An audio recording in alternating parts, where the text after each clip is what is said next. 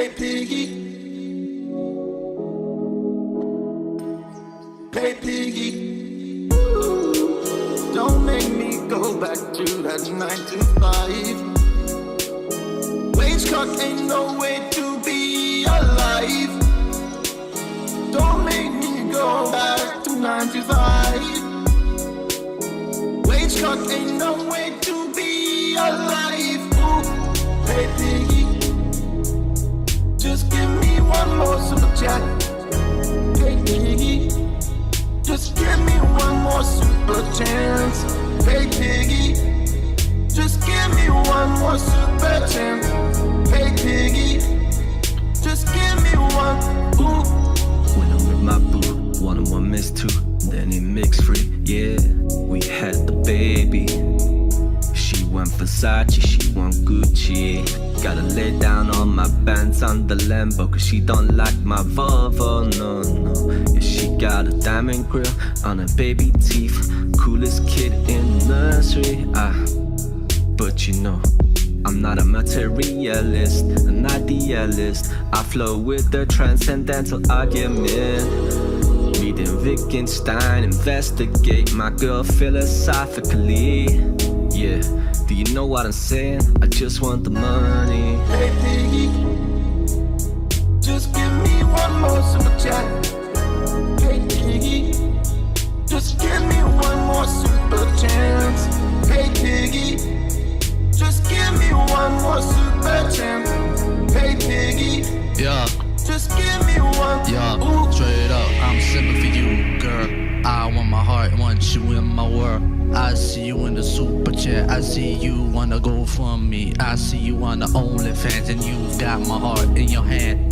Please don't crush it, girl, understand that I'm a simp, but I'm proud. I'm a geek, but I'm proud. And I wanna feel your breath at a convention. I want my picture of you groping my ass to be on social media. I want my friends to see it on Discord. I'm gonna upload it to my subreddit and they all gonna see it. My friends, they gonna like it, they gonna retweet it, but I bet that it's gonna be the greatest moment of my life, and I want you to be a part of it, girl. Yeah. Don't make me go back to that 9 to 5. Wage cut ain't no way to be alive. Don't make me go back to 9 to 5. Wage cut ain't no way to be alive. Ooh, hey piggy, just give me one more super chat. Hey piggy, just give me one more super chance. Hey piggy, just give me one more super chance. Hey piggy.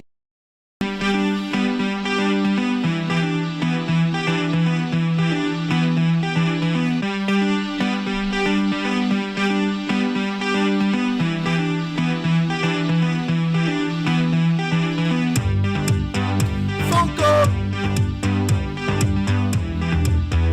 Funko, oh, oh, ooh, oh, oh. Funko, Funko, oh, oh, ooh, oh.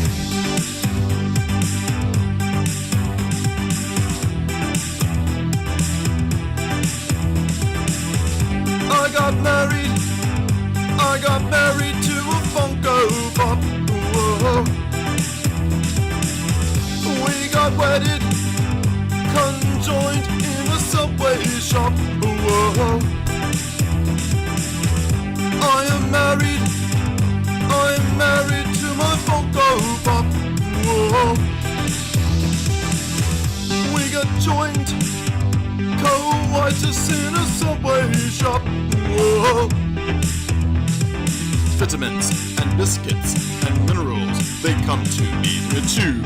My whole life is spent watching on a tube.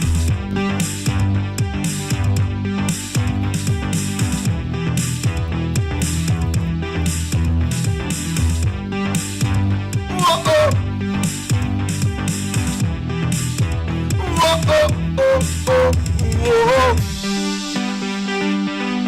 I'm married to a Funko Pop.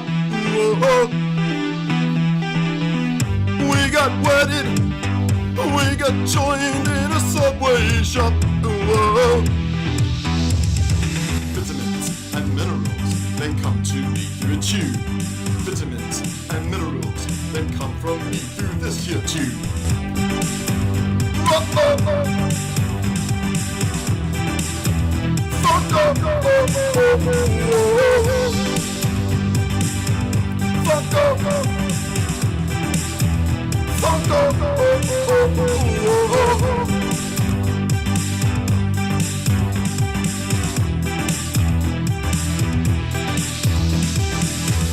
I got married to my Funko Pop. Whoa. We got wedded, we got joined in a Subway shop. Whoa. Love at first sight, love at first sight. What shall I do with love at first sight? Put it in my hand, throw it on the ground. Who knows? Just what will I do?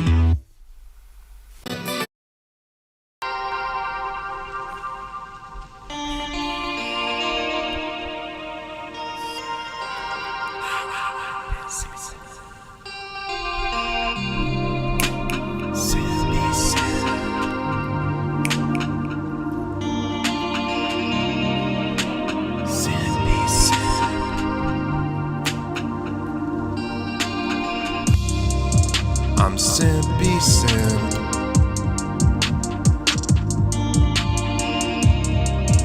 I'm Simpy Simp. Met you at that party, girl. You had a limpy limp. I thought it was because you was all gassed up, but you had a snub leg. You had a snub leg, girl. But I still fell in love with you. Still fell in love. You know what happened after that? I'm a simpy simp. That's right. You stole my party heart with your arty art, cause you're an art hoe. I met you at that art class, and then we went to that party where you lefty left with that other dude. It was not me. I'm not that dude. It's all very mystical, but I'm skeptical because I keep having to pay the bills. I pay them Billy bills for that new guy named Billy that's your boyfriend. I pay for your boyfriend's Billy bills. We watched that one cartoon, girl. Remember that? To watch some cartoons together. I think that cartoon had a name. It did have a name. Our relationship was like a cartoon, girl. What cartoon was that? Ren and Simpy. We watched that cartoon, girl. Ren and Simpy Simp. When he left you, and you came back to me, that was called a Humpy Dump.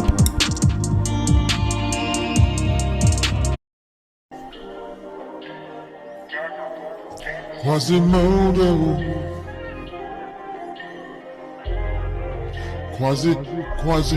Quasimodo. Got lots of bitches calling me on my mobile. Quasimodo, I got a natural flesh patch right there for my mobile.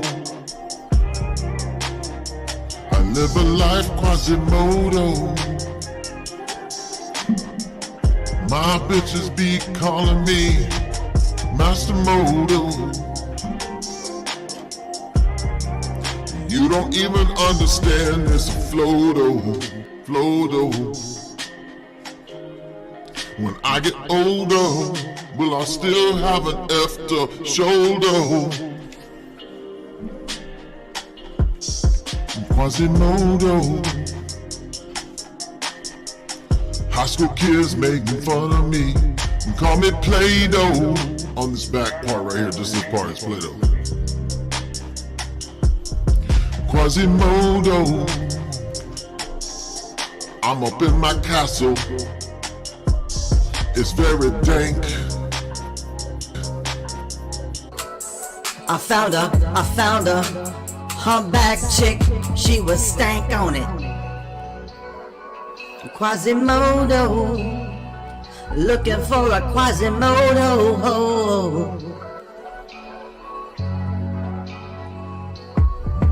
Quasimodo, you don't even know what it's like with a little bitty friend on your back like this right here.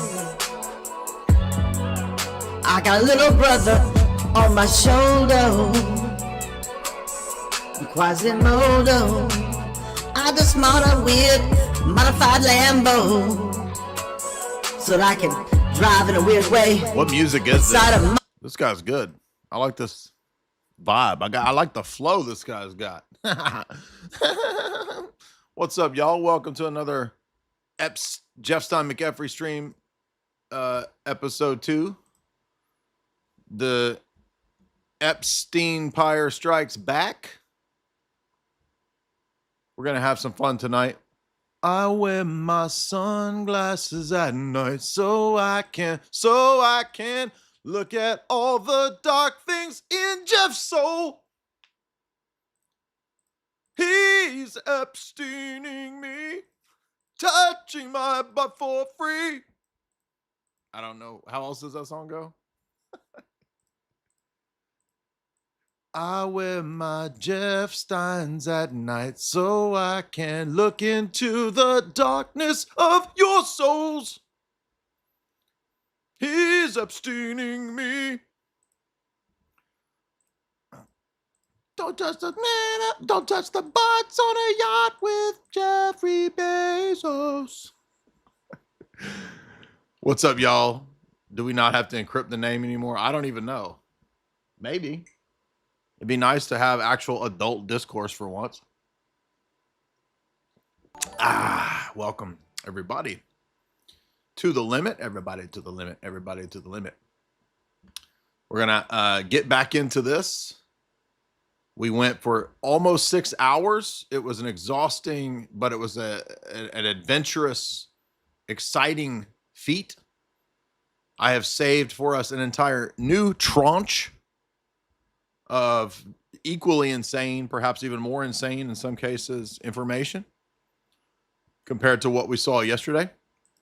So we're going through the craziest, the wildest, the most important, the relevant. And Sam Tripoli had a good point that there's a lot of kind of fake stuff that's also kind of leaking out here and there. So far, I've been hitting pretty good. I'm about 99 for 100. I did fall for one of the dupes. One of the things that was a nothing burger. The occult blood reference was apparently an actual medical term. So I did not know that. I don't know medical terms. So that one was one that was a nothing burger. But I mean, one nothing burger amongst a giant pile of mile-high poop burgers is nothing. It's insignificant. I do want to comment on one little thing, too, that I didn't exactly get it wrong, but I did kind of misread the email, the Jeff Stein McEffery email. And that's because they had, however this was like funneled together, the grammar and the punctuation is all really weird, if you guys didn't notice this. In fact, a lot of people are asking me, why is the punctuation and the grammar and the commas and the periods? And I think it's a combination of the way they communicated. Like they just emailed and they didn't care about spelling and all of this. Also, perhaps the computer program or whatever that was used to maybe bring all this together. So let's look at the first one, which is about the Jeff Stein McEffery discussing with Ariane de Rothschild about Tiny Mustache Man. And I'm going to show you what it says and why I read it a little, basically I'm still correct, but there's a couple things that I didn't really get. So let's pull this up full screen so you guys can see it. And then you also need to see my pretty little visage right there. Now, there's a lot of speculation and disinformation going on, and we're actually going to go into some of the real history books I've got with me right here. So we're going to look at this as well, because the big picture is the Bank for International Settlements, which hardly anyone even knows about. And that's the real issue at the root of this, that Quigley, Sutton, Burton Hirsch, and this new book from my publisher discuss. So we're going to talk about that. But before we do, I got to remind y'all, I did meet with Project Pat. And he said, ballers, we be on that twanky. Player haters get found stanky. Big diamond rings on our panky. And I said, no.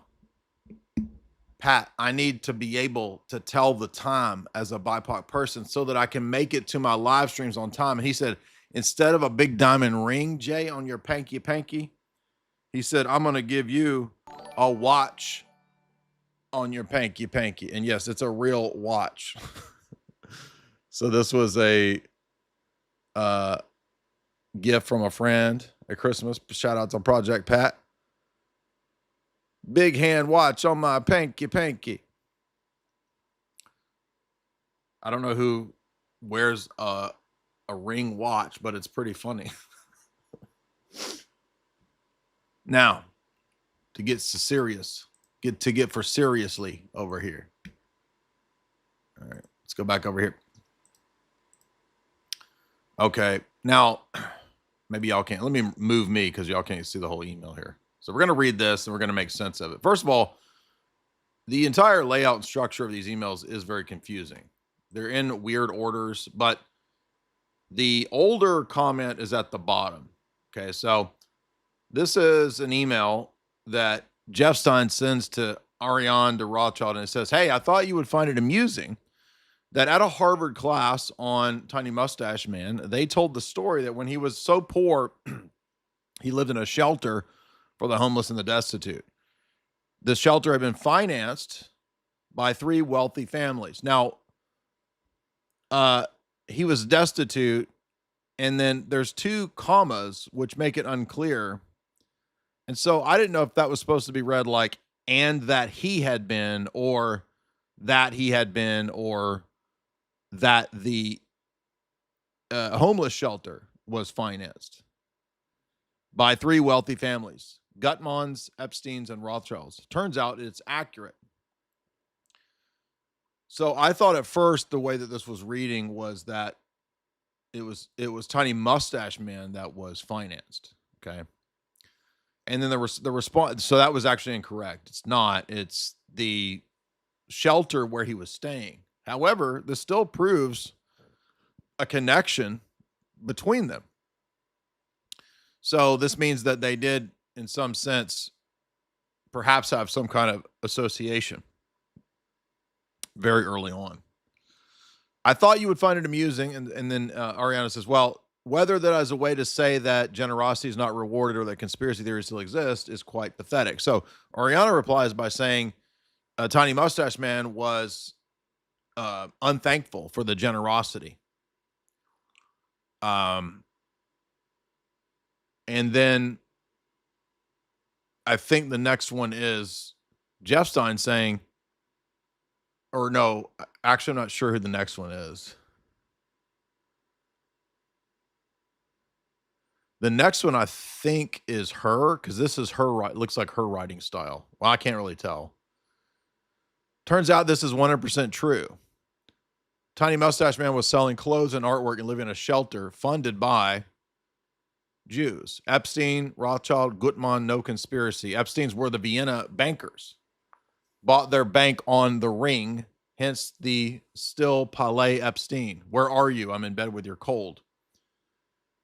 I know it is true, she says, but regularly used to say Rothschild's plan has supported Tiny Mustache Man in mass destruction to gain power.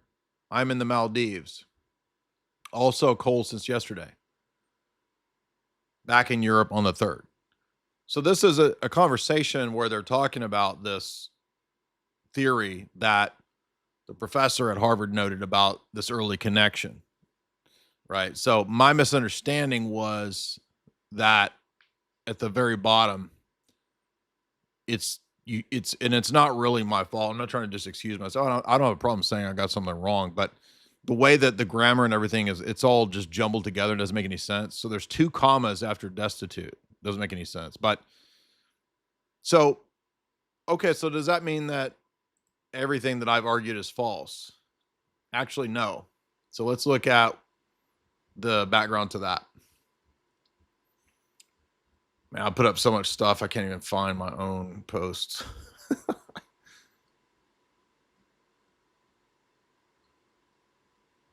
All right. So see, I've responded to this somewhere. Let's see.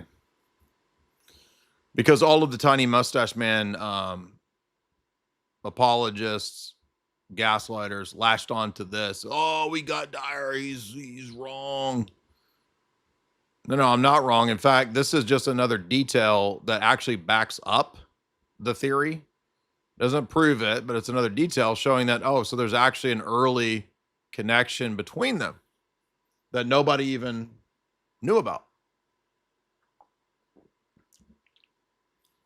So here's what Quigley says. 1059.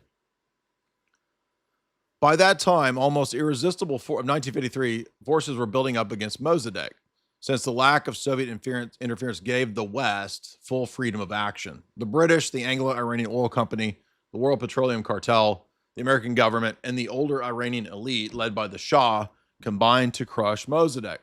The chief effort came from the American Super Secret Intelligence Agency, the CIA, under the personal direction of Allen Dulles, brother of the Secretary of State.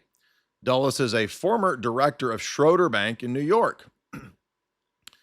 Was an old associate of Frank C. Tiarks, a partner in the Schroeder Bank in London since 1902, and a director of the Bank of England in 1912 to 1945, as well as Lazard Brothers Bank and at the Anglo-Iranian Oil Company. It will be recalled that Schroeder Bank in Cologne helped to arrange Tiny Mustache Man's accession to power as chancellor in 1933. On top of that, are there more details that shed light on this? So note here we have Schroeder Bank, which was a German bank in New York, but also run by the former director of the Bank of England, who also was the director of Lazard Brothers Bank. And it was Schroeder Bank in Cologne that helped Tiny Mustache Man. In The Old Boys by Burton Hirsch, which we're currently reading, he says, like the ambivalent Wallenbergs, Magneto King Robert Bosch, whose nephew was the principal inside IG Farben, covered quickly once prospects darkened. I had official information, Dulles would say, which I subsequently confirmed that Robert Bosch Company was used by Gordeler as a cover for his activities in connection with the organization of German plots against Tiny Mustache Man. On official Reich passes, one heir to the vast Good Hope industrial empire, Alfred Haniel importuned Dulles in Bern repeatedly. Dulles's work at Schroeder Bank was appreciated, as was his closest to Thomas McKittrick, Long Allen legal client and current president of the Bank for International Settlements. The Bank for International Settlements was originally a creature of German interests with Halmarschaft to set up offload reparations and responsibilities, and through the many years an invaluable clearinghouse for the Reich and its prizes across Europe. Now, this is the earliest stage of the Bank for International Settlements. That's not all that it is. The BIS, as we're going to see, is much more important, and it's not only a German Reich bank. So next, we're going to look at what Anthony Sutton says in his chapter on the Bank for International Settlements. And you're going to notice that this is really perhaps the central point. This is the key point which a lot of this hinges on. And a lot of the people, of course, arguing with me and what they don't have no idea what the BIS even is, right? It makes up an important section of Quigley's book. And so we're going to look at Sutton, who had read Quigley's book, and then tacks on new information to what Quigley wrote in Wall Street and the Rise of Tiny Mustache Man.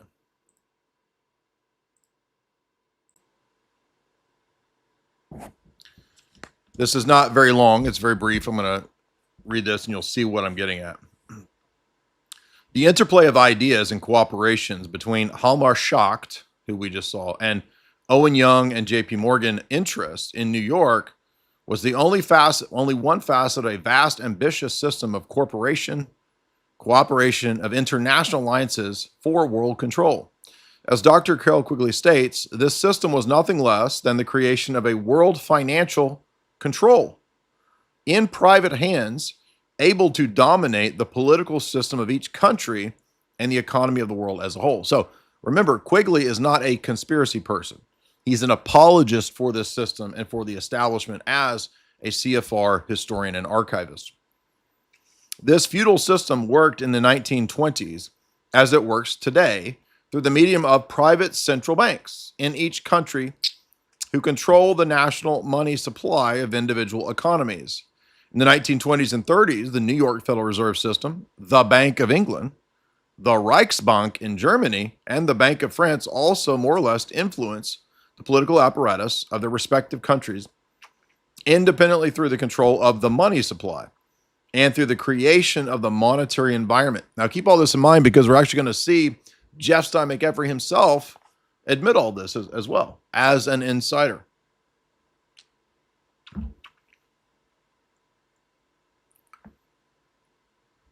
More direct influence was realized by supplying political funds to or withdrawing support from politicians and political parties. In other words, the bankers are above the politics, according to Quigley and Professor Sutton. In the United States, for example, President Hoover blamed his 1932 defeat on the withdrawal of Wall Street support and their changing alliance to Franklin Delano Roosevelt, who was, of course, a banker candidate. Politicians amenable to the objectives of finance capital and academics prolific with the ideas for world control use the international bankers. They are kept in line with a system of rewards and penalties. In the early 1930s, the guiding vehicle for this system of financial and political control was called by Quigley the apex of the system, and by which he meant the Bank for International Settlements. This was based in Basel, Switzerland. The BIS is the apex, and it continued its work throughout World War II as the medium through which the bankers, who were apparently not actually at war with each other, continued mutually beneficial exchanges of ideas, information, and planning for a post-war world. As one writer has observed, war made no difference to the international banking clique. He cites Quigley. I'm going to summarize what he says. One of the key figures was Thomas McKittrick, who is one of the early heads of the Bank for National Settlements, and also I think he comes out of the CIA, which is interesting because in the Mission Impossible series, McKittrick is the villain, one of the villains.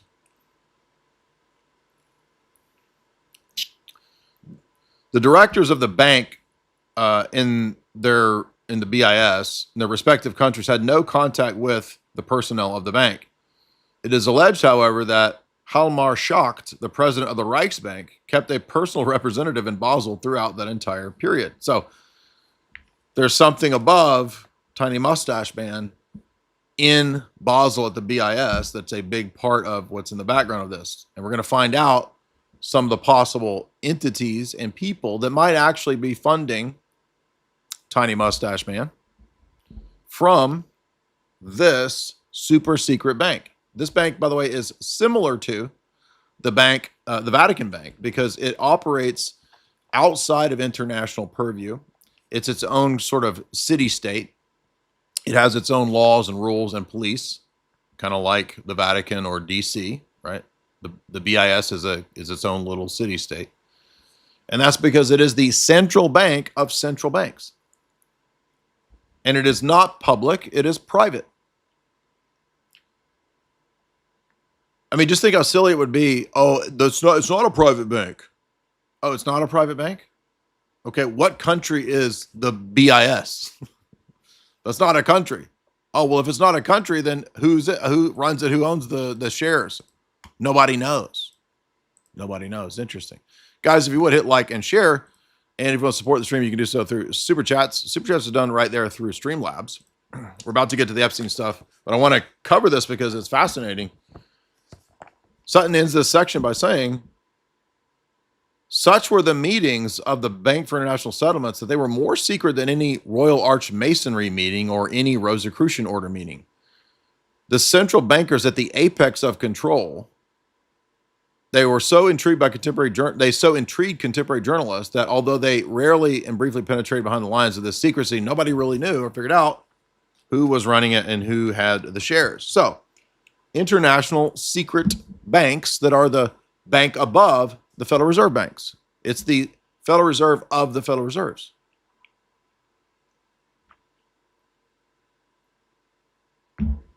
Now, one last point, and I was enjoying reading this last night. So this, my publisher has published a new book, which is really good, really defending this thesis that Quigley, Sutton, Burton Hirsch, and others have highlighted, which is, it's Dr. Jim McGregor and Dr. John O'Dowd's book, Two World Wars and Tiny Mustache Man. Who was responsible for the funding?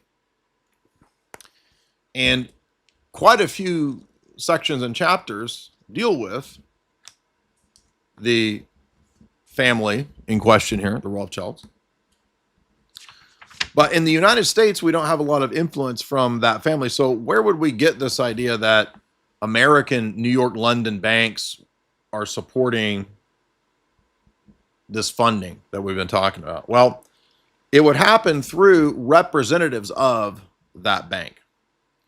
Who would be the representatives in America, for example, for that banking family? According to historians McGregor and O'Dowd, officially appointed Rothschild biographers tell us that the dynasty did not have much influence in the United States. The reality, however, was different. The Rothschilds' earliest foray into American banking was in 1837, when they sent their agent, August Belmont, to New York to open a front for the dynasty and to be involved in politics. A financial genius from a very young age, Belmont was trained in banking in the Rothschild banks in Frankfurt and in Naples before being sent across the Atlantic. American author Stephen Birmingham writes that he had changed his identity as soon as he arrived in the United States. It goes on to say that he cites old encyclopedias. The National Encyclopedia of American Biography says that Belmont was writing letters consistently to the Rothschilds in London and Paris. So he was staying in constant contact with them. He immediately got involved in various presidential elections back in the 1800s. Thus, Belmont organized massive Rothschild loans to the United States government during this period of the 1800s up into the 1890s. In the Belmonts, both father and son, the Rothschilds had agents in America from the 1837 on. They were funding railroads, subways, canals, multitudes of other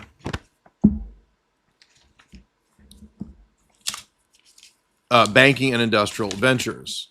The United States government was in considerable debt to them by this time, and they exerted a major influence upon the American Democratic Party. In fact, some biographers, even establishment biographers, mention that the Civil War was even in part due to Rothschild transatlantic influence.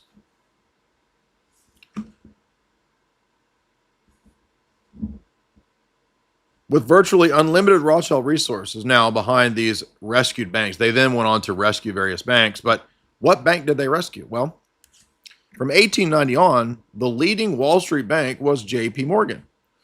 And they played a far greater role for the Rothschilds than August Belmont ever did. No bank that the Rothschilds controlled in the United States had their name above the door, but rather Morgan Chase, etc. Other banks would consider in due time that they had a massive covert influence on Wall Street. With virtually unlimited Rothschild resources now behind these rescued banks, and there were others in the U.S. besides J.P. Morgan, they quickly recovered and became very profitable. Thus, the Rothschild dynasty was able to keep an all-encompassing secretive control in the United States through J.P. Morgan. Now, J.P. Morgan eventually grows to become very powerful, up there with, Rockefeller and other banking dynasties in the United States. But the rest of the chapter goes on to talk about Morgan continuing this role as a front man. Wall Street bankers were controlling politics by this time and leading universities and writing the history. But it was clearly understood that behind the Wall Street bankers was powerful British financiers. J.P. Morgan was the most powerful banker on Wall Street at this time, but behind him was the Rothschilds. So that's what's going on with J.P. Morgan. So now let's listen to what they say about the Bank for International Settlements later on. This is pages 559 to 60.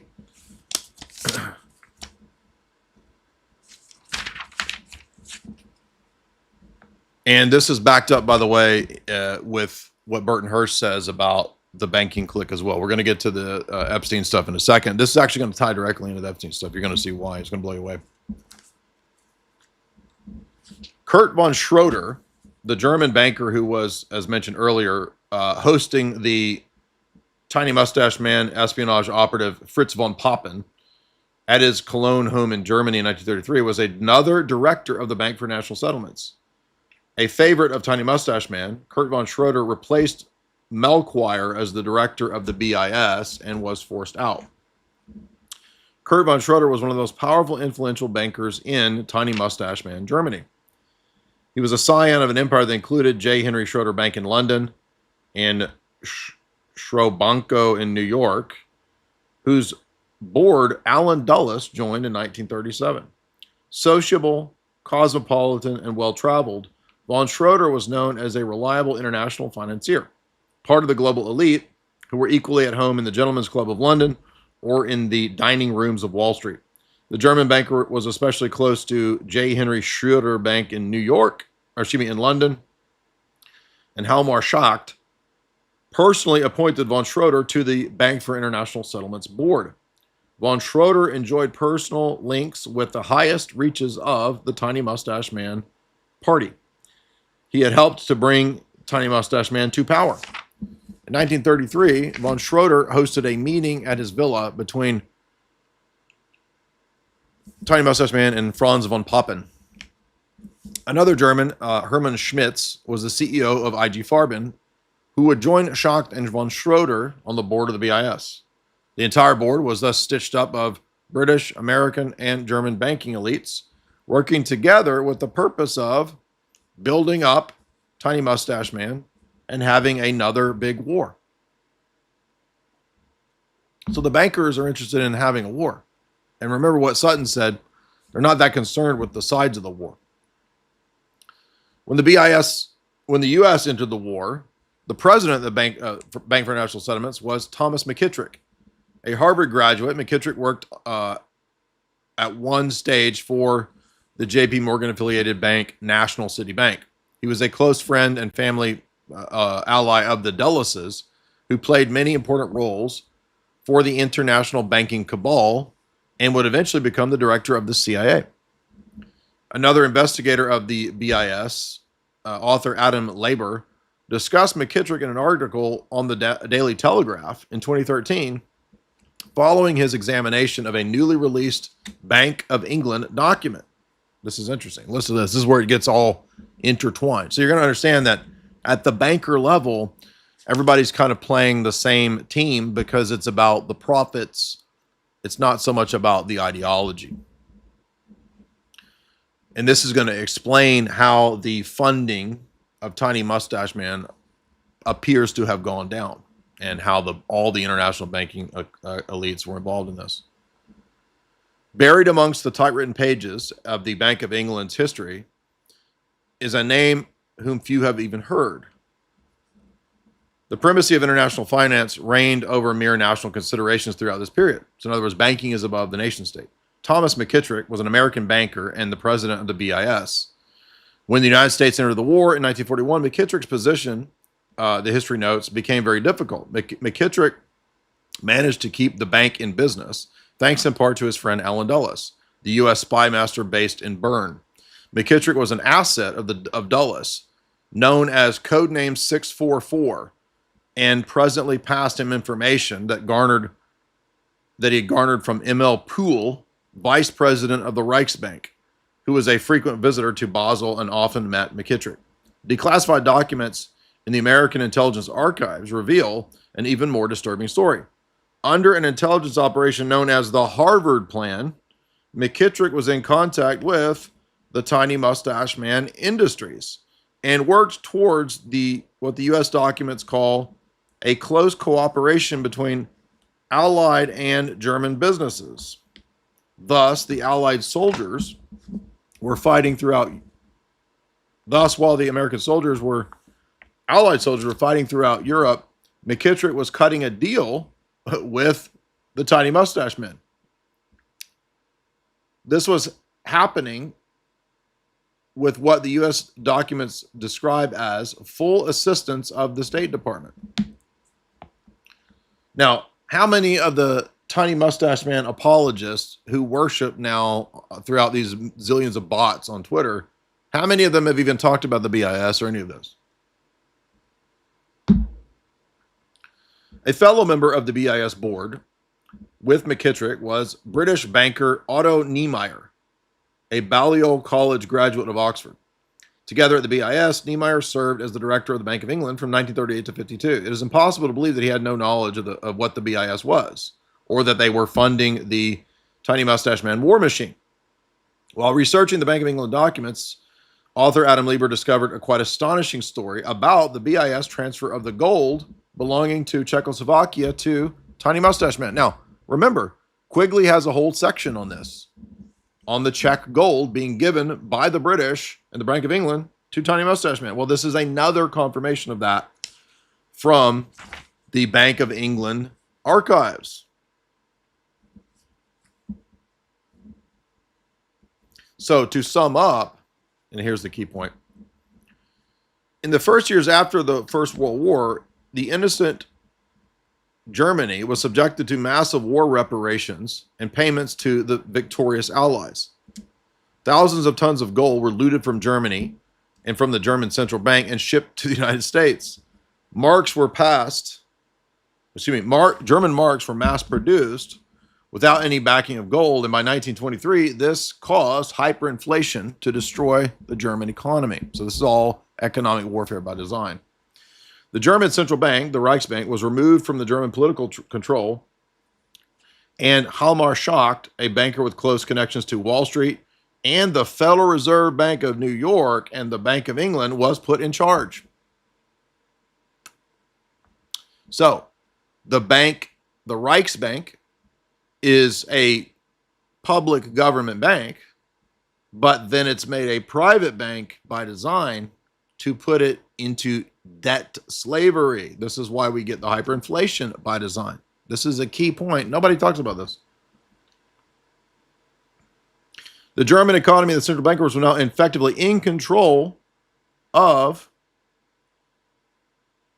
the Western banking structure, the international banking elites. And this includes Rockefeller, Rothschild, JP Morgan. All of these are working together. That's where I'm getting this claim that it's the international banking elites, is all of these banking families to some degree colluding to build up for the war. And why is that even that crazy? It's because these people want to believe that because Tiny Mustache Man said this or that thing that was correct, well, then he's a hero. Yeah, but what about all the things that he said that weren't correct? Like that Slavs are unevolved, and basically can be gotten rid of. He says that. Through the Dawes and the Young plan, American money poured into Germany. Now, keep in mind, the Dawes and the Young plan were drawn up by the international banking elites, and it was to put Germany into debt. And yes, the Rothschilds were involved in that. American money poured into to Germany through hyperinflation. Wait, the American money then got the hyperinflation under control, and it then allowed the construction of giant German cartels for the German military industrial complex. These cartels would then fund the rise of Tiny Mustache Man to help build up the war machine. Now, there's several chapters in here that talk about the Wall Street companies and the corporations that put money into this building up of this war machine. Now, do you think this happened without these bankers knowing it? They're the ones drawing up the Young and Dawes plan and helping build up Germany, but they don't know what they're doing?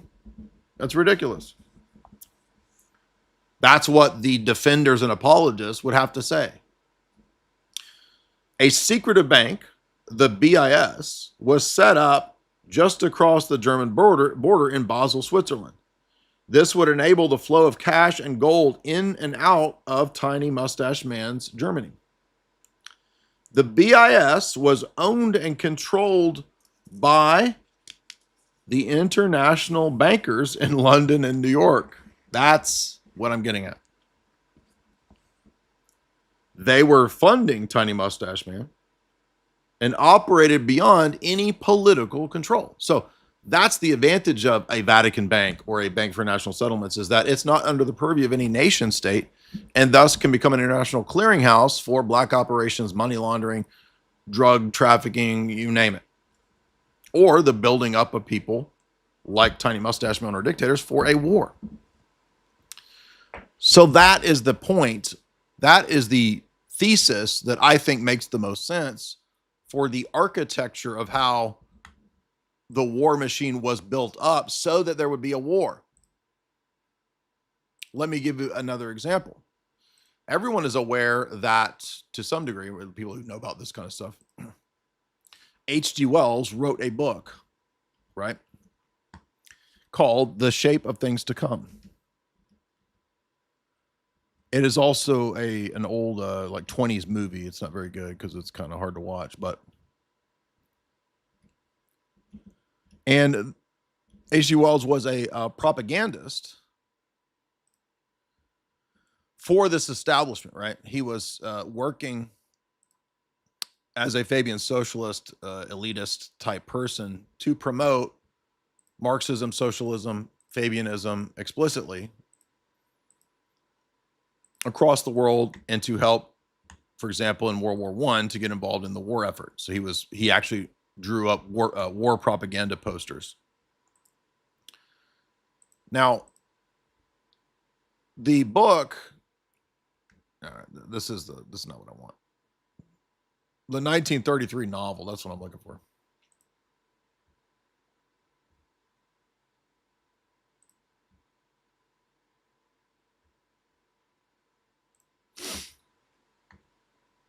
So in 1933, H.G. Wells wrote this novel, this dystopian sort of into the world sci-fi thing. And what does it talk about? It discusses the aerial bombing of entire cities, a war in the air through flying war machines. It discusses weapons of mass destruction. And this was years before World War II.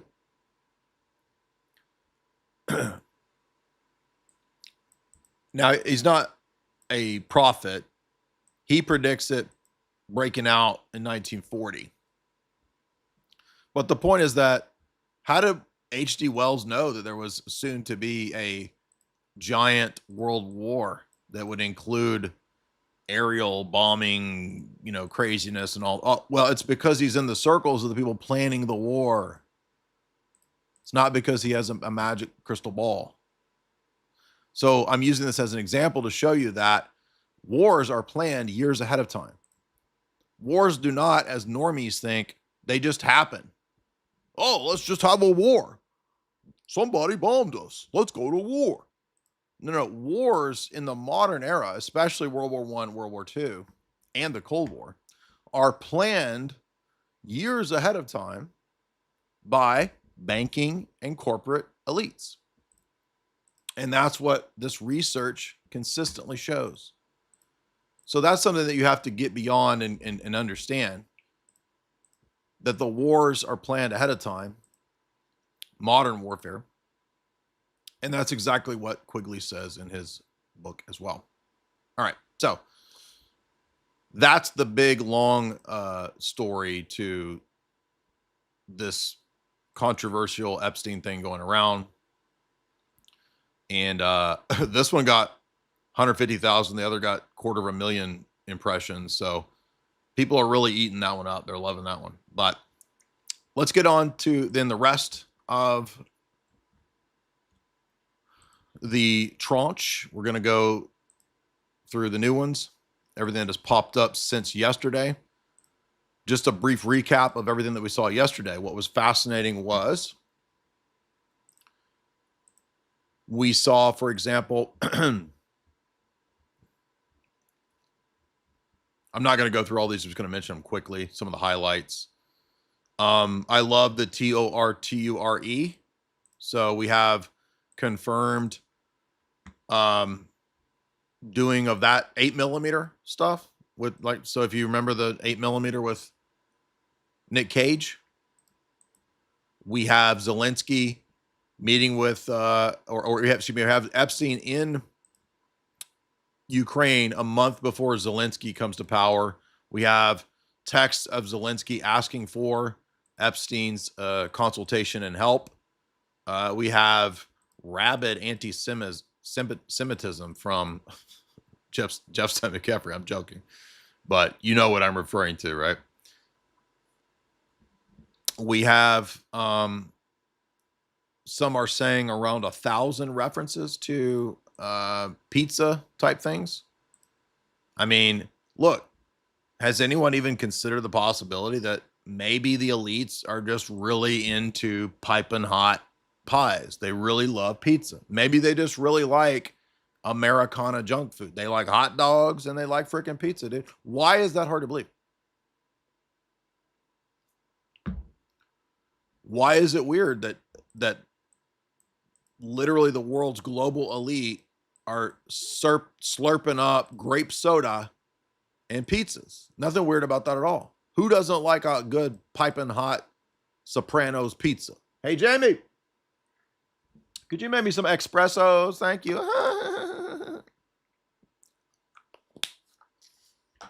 Yes, I'm going to play a couple clips of the Bannon interview too. Yeah, of course, I'm joking. Obviously, the references are to what we discussed last night, things relating to Pizzazz Gate. You know what I'm talking about. Obviously, that is what it's about, I would say. And just a little interesting side note to begin today's Jeff Stein McCaffrey leaks. I didn't even realize that my Dawkins impression was so close and so spot on to the actual spiritual state of Dawkins. Because you know what we do at Dawkins? Yes, see, Richard Dawkins. Ah, yes, Jeffrey Epstein was my good friend, you see. Ah. Well, it turns out Jeff Stein McCaffrey and Dawkins are buddies. Thank you. And not only Jeff Stein McCaffrey, but guess what? It turns out all of the new atheists, or at least many of them, the new atheists themselves are actually frequent flyer mile buddies with Jeff Stein McCaffrey. Now, wait a minute. Why are the atheists flying on an international criminal CIA, British intelligence, Mossad blackmailers airlines? It's because they're neutral academics, obviously. Dawkins on fleek. Daniel Dennett, Dawkins, Pinker, they're on fleek, boy. And then whoever this, some sort of physics woman. Says John Brockman, Steven Pinker, Daniel Dennett, Katinka. That bitch named Katinka. who you know Katinka? Katinka, my cousin. Katinka. And Dawkins flying to the TED conference with philanthropist Jeff Stein McEffrey on a Jeff Stein McEffrey flight. Look at that. Now, how many times over the years on my channel have we speculated? Have I said, you know what? I suspect that there's more going on with the officialdom atheists, the so-called atheists of the establishment, the so-called skeptics. I suspect there's a deeper, darker thing going on. I even, speculated that they might actually be Luciferian. Now, I don't have proof of that, but we talked about it in many, many podcasts over the last 7 years. Many of the atheist debate streams, for example, I would bring this up. And lo and behold, what do you know? Looks like that might actually be true. They might actually be into some dark Luciferian things. Now, another one that came up today that was interesting that's new.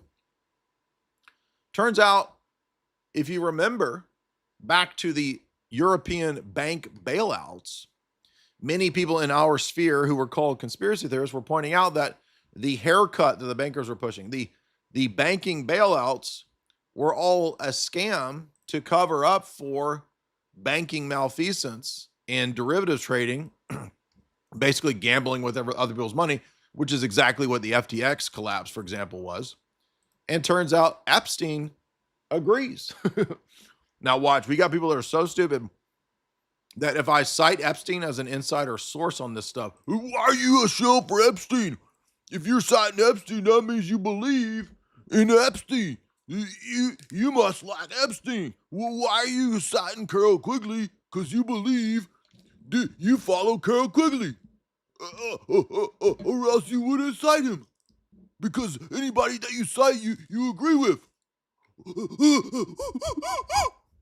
That's literally the level of the opponents. I ain't joking. Because I get these comments every time I talk about this. And I cannot understand what is going on with the Tiny Mustache Man cult on Twitter. Because it's almost always people with no followers. And they have hardly any replies, but they reply to me to defend Tiny Mustache Man. Talk about weird online cults.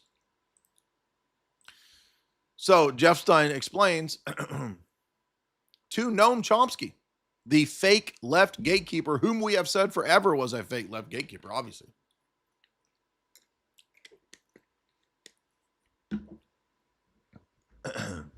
Thank you. I'm not going to read this whole rambling bunch of nonsense, but basically,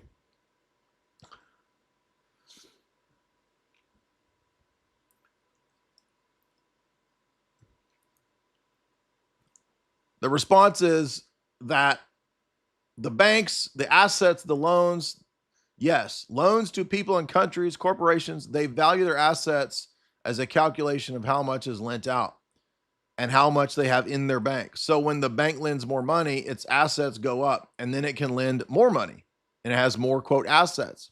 It is like Alice putting her hand in the on her head to measure if she's growing. If the bank has to admit that it has lent money to someone that now can't pay it, then that bank is required, if the terms of the loan are not met, according to the specifics of the contract. The bank must then, and only then, declare the entity in default. This is the crux of the issue. Most loan contracts state that as long as the interest is paid, then no default has to be declared.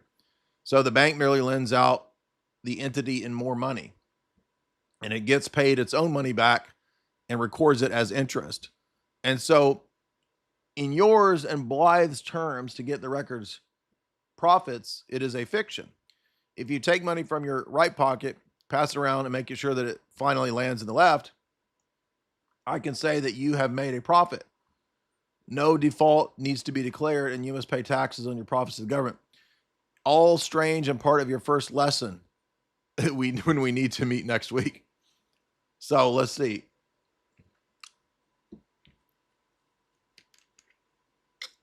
This is apparently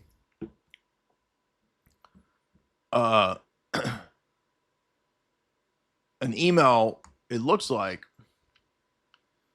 not actually from Epstein. This is an email, it looks like, no, it is. It's hard to see. So this is a reply, I guess, from Epstein to Chomsky about a guy writing an article in Foreign Affairs. Yeah, okay. So this is Epstein's reply to Chomsky, and basically Epstein understands the banking scam and how it works, and that it's just a bunch of like trickery of moving it from here to there and saying that you've had these profits. What is that? That is everything that we've been talking about in regard to the fiat Federal Reserve debt-based system. This is Epstein essentially saying that right there. And this is at the time, a couple of years after the bailouts and basically the sacrificing of Greece to bail out and selling off Greece, privatizing Greece, selling it to bail out the banks, because the banks, if they collapsed, the whole system would collapse. If you want to support the stream, you can do so through Super Chats. Super Chats are done right there through Streamlabs. Thank you, guys. All right, so that is another vindication. A little side note here. Everyone what? Unfortunately, Nick has not looked any deeper into the subject matter that we debated almost 10 years ago, eight years ago. So, we had this 2-hour papacy debate 8 years ago. And you would think that maybe after all this time, which I guess not, because Nick is essentially a political commentator. But I would have liked to have seen him maybe look into this a little more. But no, basically just repeating with no updated information what he said in the debate 8 years ago. I know in yesterday's stream you were talking about debating. A really good debate I recommend everyone watches is Jay Dyer versus Nick Fuentes on Catholicism. Watch if you want to see Nick get psychologically decapitated and mind raped by a higher intelligence. Well, what you find is that Orthodox people are in contradiction with the gospel, and then they can't handle that.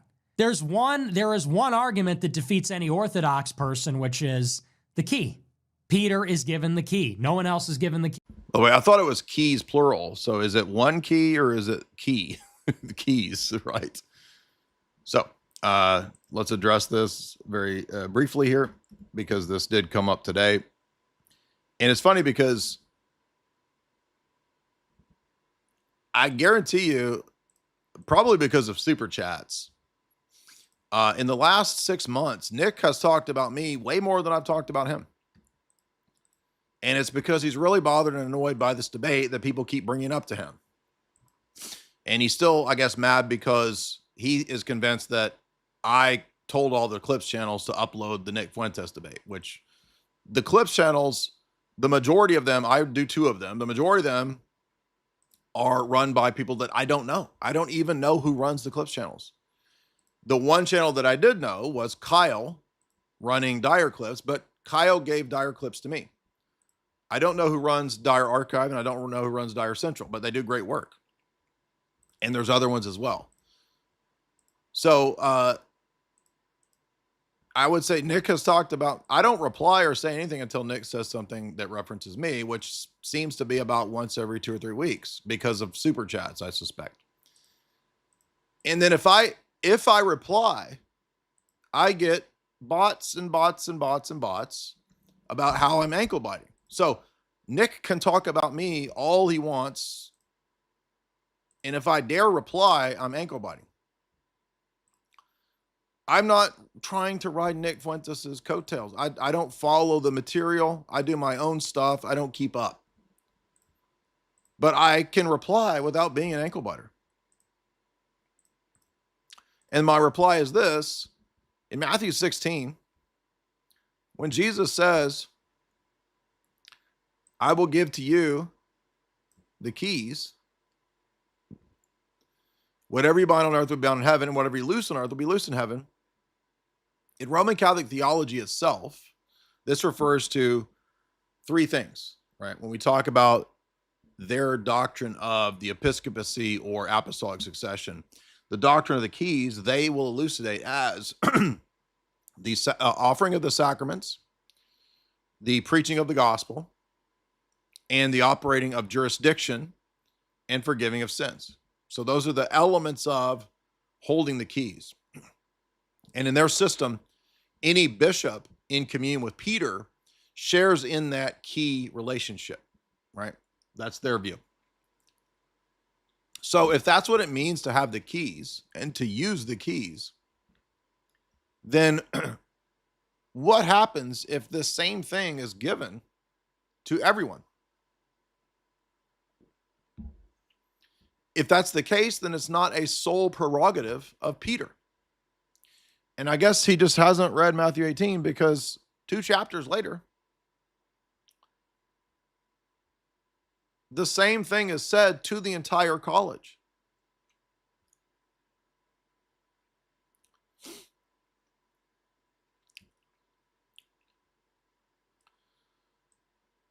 When someone sins against you, he says, tell it to the church. If he refuses to hear them, then he is a tax collector and a sinner to you if a person doesn't repent. By the way, so much for once saved, always saved here. Assuredly, I say to you, whatever you bind on earth is bound in heaven, and whatever you loose on earth is loose in heaven.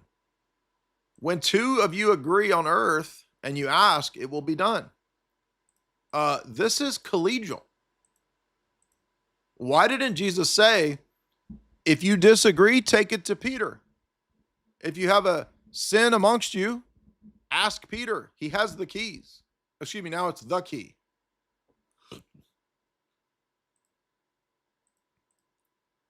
Oh, it's all of them. This is a collegial synodal thing. In fact, he even says, if 2 or 3 of you agree. Well, here he says 2. In other places he says if 3 of you, 2 or 3. Well, now wait a minute. I thought it would be just if Peter agrees. The reason that it's said to Peter first is out of honor, because Peter first confessed the deity of Christ in chapter 16. But the same power and gift, even in their own system. You understand that key exercising is binding on earth and loosing in heaven. That's the keys. That's given to all the apostles right here. And I don't know where did he forget that it's keys plural? Is it just one? You don't have Peter, you lose. And they go, oh, all you could say is the key. That's all we need. It's literally the key. The Vatican is shaped like a key. What? This is the level. This almost feels like trolling. Like, this is the level that we're at. The Vatican is shaped like a key? What? Now, maybe I'm wrong, and maybe I just didn't know that Bernini designed the key, the Vatican in the shape of a key. Let's see if this is true.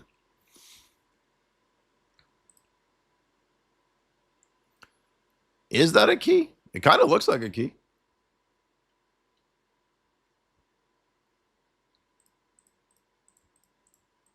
Okay, I actually did not know that. Bernini did design the Vatican in the shape of a key, apparently. So, but it's still funny because now it's just the key, right? Because the Vatican is in the shape of a key, so I guess it's just the key. Peter is given the key. His name is Rock. He is the Rock. And Orthodox Christians want to say, no, it's supposed to be this system of like 5 different guys, and some of them don't even exist anymore. Well, I guess Nick's not aware that later on, the Rome itself adopts the Pentarchy system. So when you get up into the 6th and 7th Council, even Pope St. Gregory the Great recognizes the Pentarchy. So he doesn't even know that the Pentarchy is a papally approved idea. Look, you want to go to hell, that's your SpongeBob prerogative. SquarePants sent So he's still in the position that Orthodox are going to hell. But what did we just see the Italian bishops state? What did the Italian bishops say today? Or not, excuse me, not today, but what I put up from them today from a while back. This was a couple weeks ago, January 10th, I think. Let's see.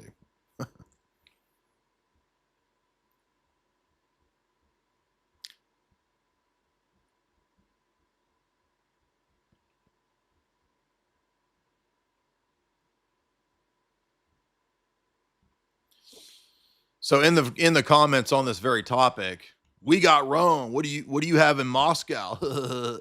They're so arrogant, man. These guys are so arrogant. Really? What did the Vatican just approve a couple weeks ago? Vatican approves document allowing gay men to be priests in Italy. A new document by the Italian Bishops' Conference states that being openly gay is no longer a disqualifier from being a priest in the Roman Catholic Church. Now, we already knew that they were openly gay, but now it's just admitted.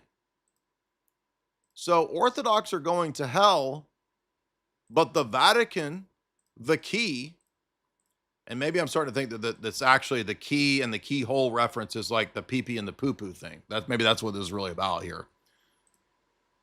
Orthodox are going to hell, but you can be a Skittles priest openly now. Now, keep in mind, this used to disqualify you. In fact, go back a couple centuries, and according to Pope Pius V, being a Skittles clergy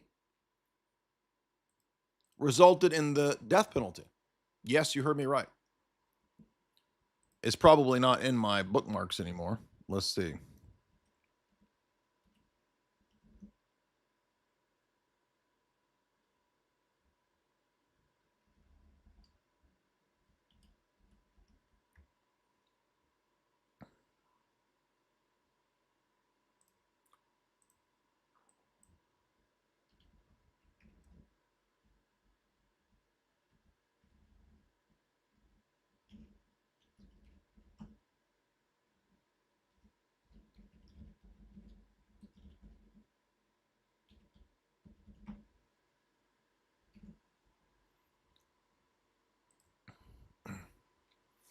Pius V authored a constitution called Horrendum Illud Scelus.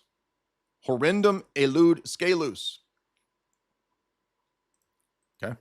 Everybody see this? Horrendum Illud Scelus.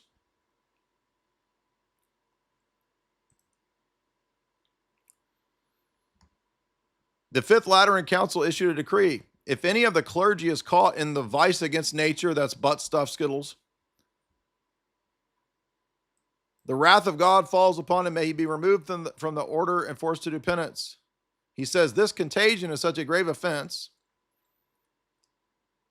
and it's a great incitement to sin. It should be severely punished. And he says the clerics guilty of this, we determined that they should be handed over to the secular authority. And what is that? Death penalty.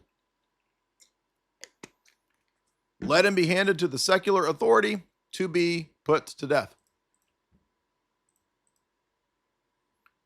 So, a few hundred years ago, according to their sainted Pope, Pius V, Pope St. Pius V, the Pope of Trent, you were to be put to death if you were clergy caught in these actions. Now,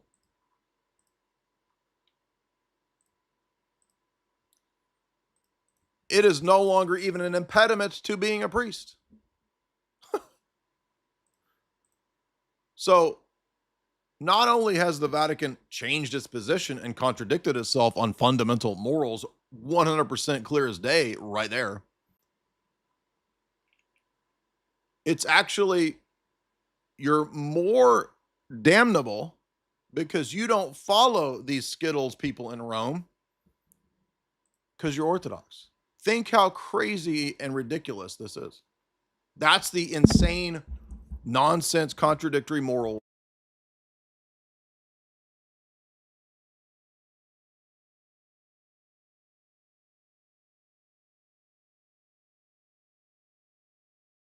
Even though he admitted to Joel Weebon the other day that Rome is now backtracked on all this. Oh, so wait a minute. So which Rome are we supposed to follow? Is it the Tradcat Rome, which doesn't exist for the last 70 years? Or is it Leo and his gay procession Rome allowing openly Skittles men to now be I mean, how does anyone not see this as a moral contradiction? Remember, the papacy can't contradict in faith or morals. This is clear as day. All right, moving on to Jeff Stein McEfrey. What's next?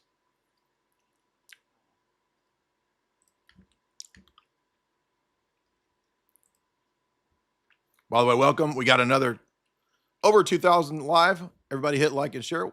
Glad to have all you with me as we comb through the latest tranche of Jeff Stein McEfrey and his insane next level emails, proving everything that we in the conspiracy world pretty much have said all along. And who had the most accurate analysis? I would say I'm pretty much was spot on about all of it.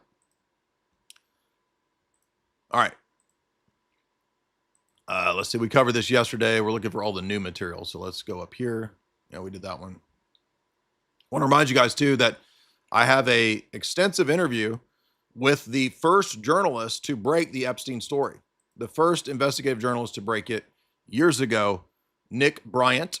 And you can watch this interview here. It is a very enlightening, elucidating, in-depth interview. But the first thing I want to talk about today is Mormon blood. This one was next level insane. I think a lot of people suspected there's probably going to be Mormon connections here with Jeff Stein McEfrey because Mormonism is a weird sex cult. So let's take a look at this.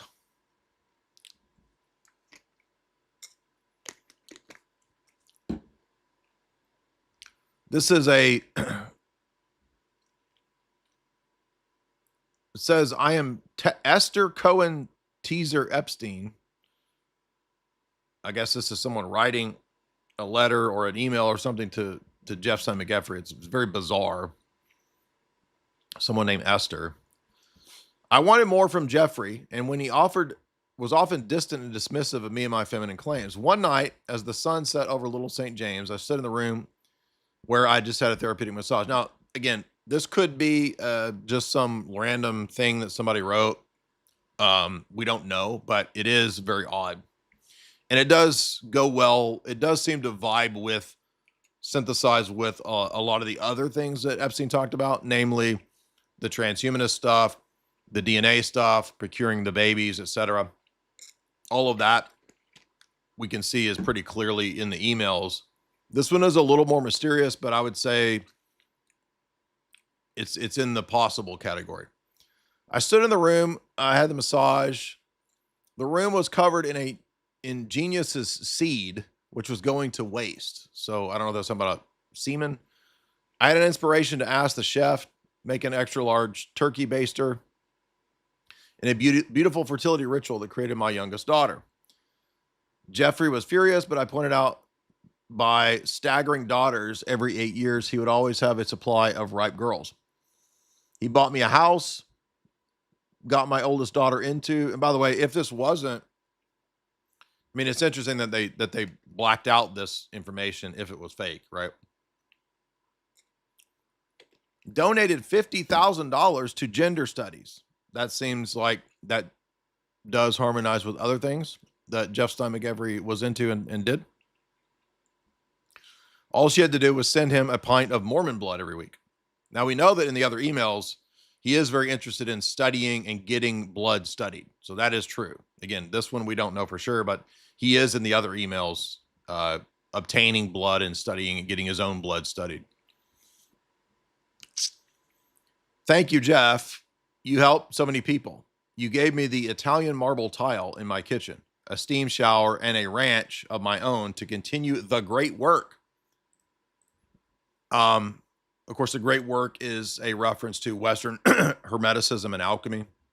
It's the idea of perfecting what's imperfect in creation. And so the Hermeticists, the Rosicrucians, the alchemists, they thought that through technology and through alchemy and chemistry, they could perfect nature and achieve apotheosis, or you name it. It depends on which occultist you're reading. So that's an interesting one. Thank you, by the way, Ghislaine. If you haven't said anything to the feds, it won't last as long as those USPS money orders keep arriving from the Metropolitan Detention Center.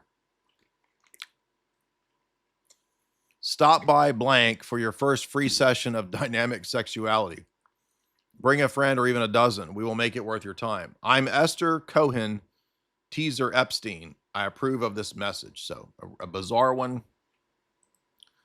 Unclear exactly what it is, but it does in certain ways vibe with the others. Guys, if you want to support the stream, please send super chats through Streamlabs. You can also super chat natively through YouTube if you would like.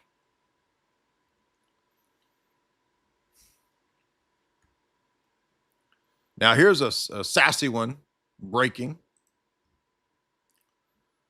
Epstein lived in the Vatican with John Paul II, assistant says. So let's see if this is Peggy, because this one could be a huge one here. Shit, I can't even read that, dude. Can we zoom in on that? I can't see that, dude.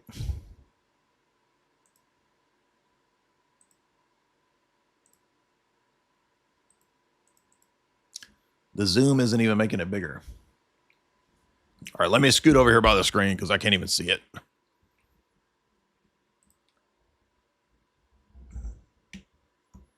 Now, are we supposed to follow these keys, Nick? Is this the key holder that we got to listen to?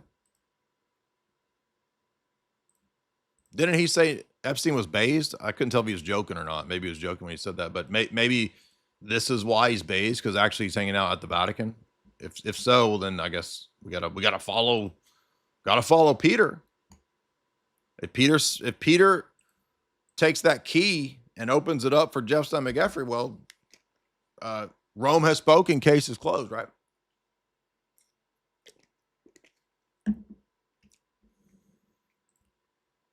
Let me get rid of me here, and then I can try to zoom in, and I can't see this. Let's see. I'm gonna read it to you though. Let's see. Okay, it says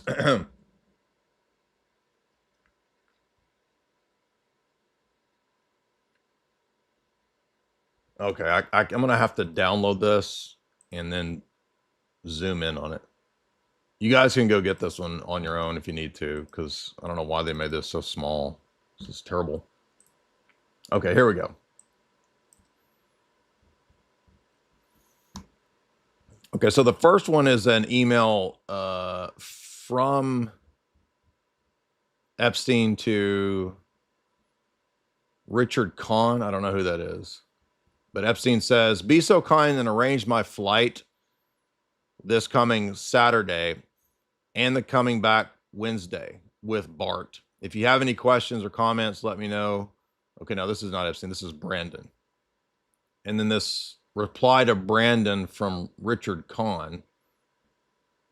It says, Dear Richard, I was washing the brushes, cleaning all the washes, getting ready to go home. Epstein walked in and I showed him the sample. There was no AC, blah, blah, blah. They're talking about some kind of wood resin that he showed to Epstein. To my surprise, he actually liked it. I lime washed the columns. So another weird element in a lot of these is a lot of things to do with remodeling. So Epstein seems to talk to quite a few people about like kitchen tiles and like remodeling and architectural design. So I guess he was into some of that, but blah, blah, blah. I washed the columns, I lime washed them. The covering of the surface with lime wash is the first initial setup. We had a conversation and we further cleared the future misunderstandings. He wanted me to finish each column differently, as when he was living with John Paul II in the Vatican. He looked at a variety of columns that were captured during the war. He told me that the Pope demanded to have a column from every country so that there is a collection of different columns at the Vatican. Wow. Oh, man. Now, is this the key that we're supposed to unfailingly follow, Nick? Is that the keys? Now, remember, this is not far-fetched given the fact that John Paul is seen here greeting and perhaps blessing. It's hard to, he might be doing a blessing on them. But keep in mind, oh, well, they're just walking up getting a blessing. No. This is high profile people that this email just said lived at the Vatican with John Paul II. You don't live at the Vatican in the papal apartments or whatever without having security clearance. You know, the Vatican has its own secret service. So you don't get to live there and be this close unless you've been cleared. You wouldn't be cleared unless they knew everything about what you were up to. But why would that be surprising when the same thing was done with Savile? He was given a papal knighthood by the papacy.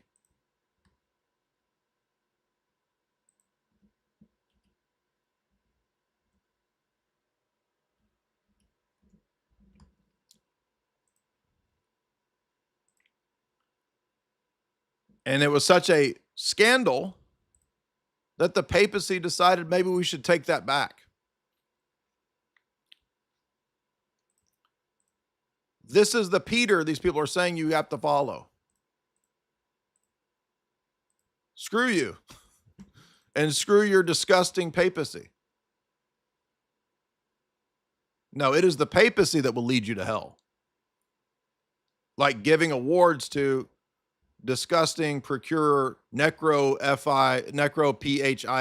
phila people like this guy and this guy.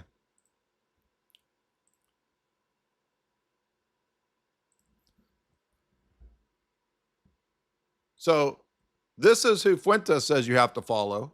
I say it's bad, but all the thousands of the bots go after me for saying that this is bad. Amazing.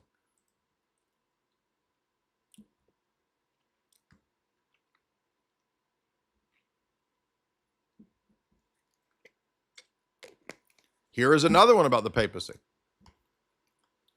This is the individual who was connected to the anti-Russian operations that Epstein was involved in that we saw yesterday. And this is from Boris Nikolic, the guy that's the anti-Putin guy. And he sends an email to Epstein. He says, "Hey, how are you?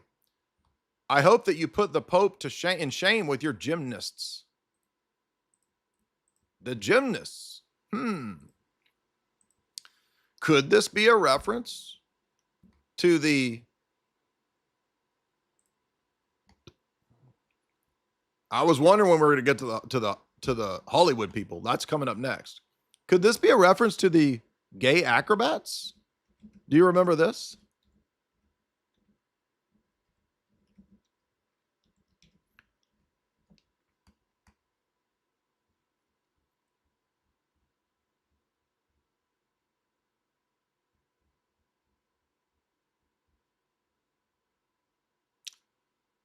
Let's see if it's still in my bookmarks.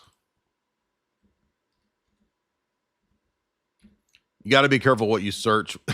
If you search, yeah, here it is, right here. Remember this?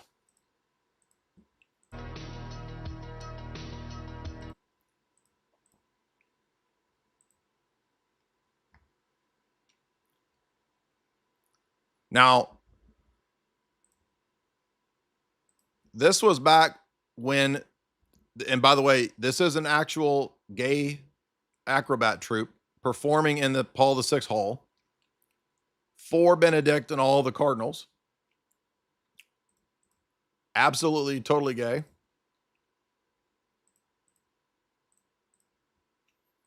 And you can go look up and confirm that this is I think I put something underneath it.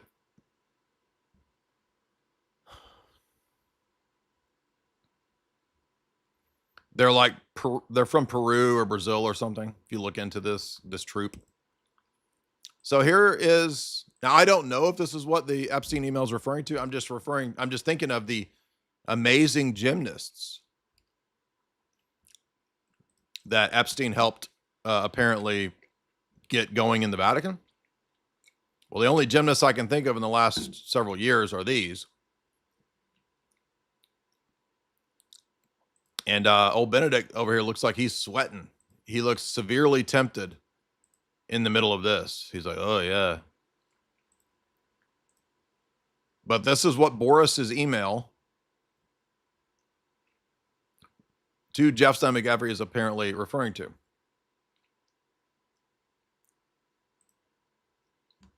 I hope you put the Pope to shame with your gymnasts.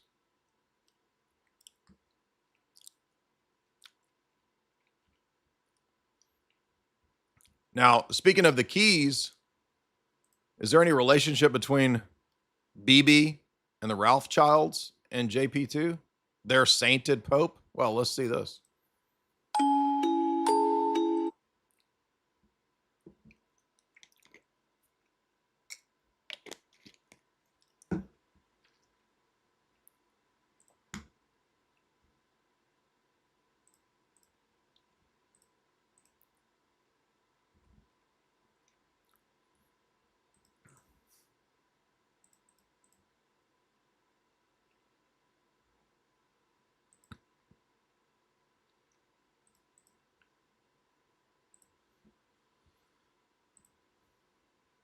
And here, by the way, is this. If you want to go verify all of this for yourself. It amazes me that this is so out there in the open. And the Roman Catholics will gaslight everybody into oblivion when you bring this up. And they act like none of this even matters. It doesn't. Who cares? It doesn't matter.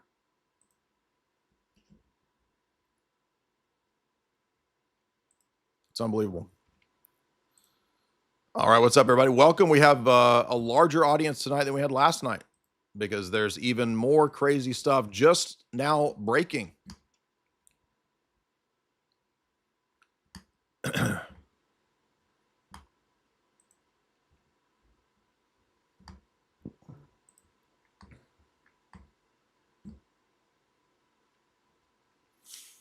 Okay, let's see. We covered that last night. So 2018, Epstein states, and this was something that was debated for a long time. Of course, the story is that the Mossad got rid of Maxwell, who was working with the Mossad and other intelligence agencies, British intelligence and others. And why is that? Well, here, according to Jeff Stein himself, is why. Epstein says Robert threatened the Mossad. He told them that he wanted 400 million and that he could save his crumbling empire. He would expose all that they had done for him and all that he had done for them. In that time, he had access to Margaret Thatcher and Ronald Reagan, even to the Kremlin. Maxwell passed on all the secrets that he learned to Mossad in Tel Aviv. In turn, they then tolerated all of his excesses, his vanities, and his insatiable appetite for luxurious lifestyle and women. He told his controllers that they should target who they should target and how they should do it. He appointed himself Israel's unofficial ambassador to the Soviet bloc. This proves what Mark Hackard wrote in his essay when he translated the KGB files, that Maxwell was also a Soviet, playing both sides. Vindicated again. Vindicated according to Jeff Stein McEvery himself. Look at that. Yeah, don't try a Zen. Right? I tried a Zen and threw up right away.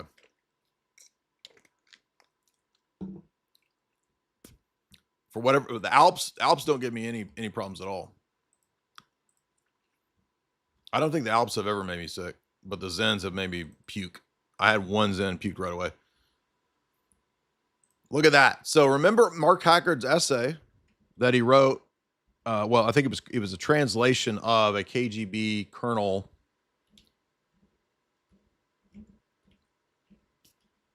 Because the KGB had a file on Maxwell.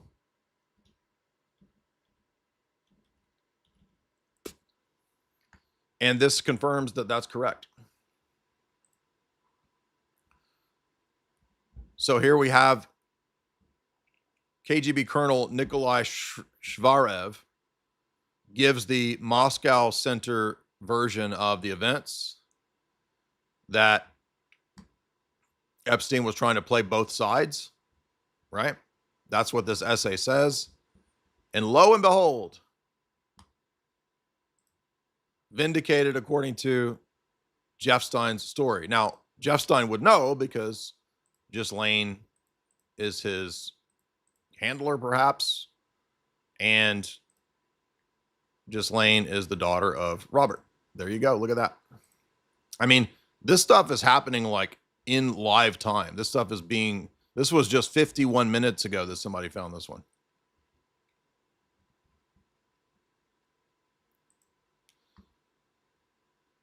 So this is just vindication after vindication after vindication, you guys. And GOY is now like the #1 search term. People apparently didn't know what that means. Yes, that's what is the Talmudic term for Gentiles as cattle. Is Sam Shamoon in the files? That's funny. Let's see. That's the one we just read.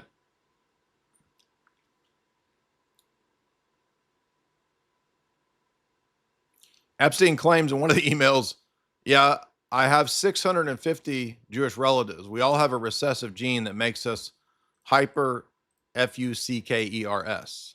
So it's genetics, not his fault. It's just genetics. It's not his fault. This one, I'm not sure what to make of it, but there's suicide unalived emails that were found. The email shows that they believe that his death was linked to ex-U.S. ambassador to Mexico, Earl Arthur Wayne. Quote, I just heard about Jeff Stein based on what we've discovered and who was involved in Mexico. We don't believe that it was an unaliving. So I don't think anybody would be surprised there. No, of course he was removed. Let's get to a little bit of the Hollywood people, because I was wondering why no one has actually talked about Hollywood. By the way, this is the 5 stages of the banker takeover. In the Epstein files is a 5 stages of the IMF banker bailout takeover fire sale of Greece. This was put together by JP Morgan. Greece was sacrificed for German and French banks, and the Americans came to pick up the carcasses like vultures.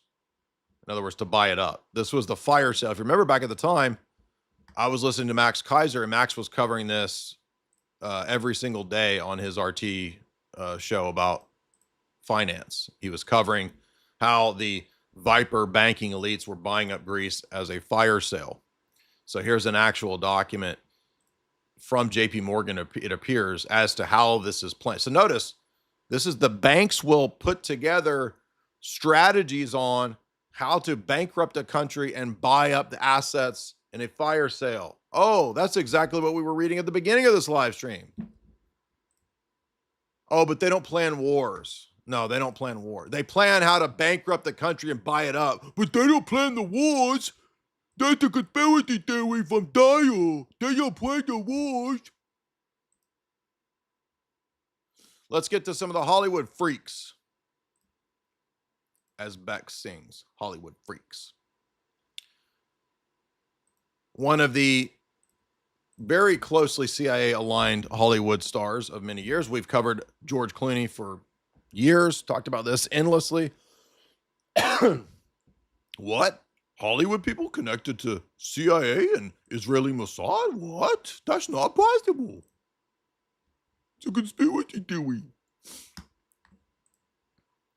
New Epstein emails show George Clooney popping up many times. In 2014, Clooney was in Copenhagen, where Jeff Stein McEvery visits him. Now I know Copenhagen has interesting girls, George says. Clooney's name appears numerous times. Once again, all of the anti-Trump people, and I don't have any problem criticizing Trump. When we get to any of the Trump info, we'll talk about it. But notice all of the top closest people are the anti-conservative leftoids. The majority of it is leftoid. Now, there are plenty of Republican scumbags and all that, but it's largely a Democrat thing. And that's, if you read Whitney Webb's book, that explains why. So here is Jeffrey and Clooney, I guess, or talking about George Clooney. I'm not sure if it's actually George Clooney replying. It says, still no reply, blah, blah, blah. I was there for a 3-hour connection flight. They're talking about George Clooney. And then the reply says, now I know Copenhagen has interesting girls. Can I have the same? Wait, can I have something the same as Clooney? What about George Clooney?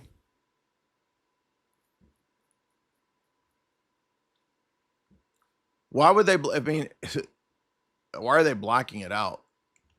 I don't know. It's unclear who this is from and to. I mean, it's Epstein, but it's unclear who it's from. So this could be somebody's publicist or scheduler. It's hard to know.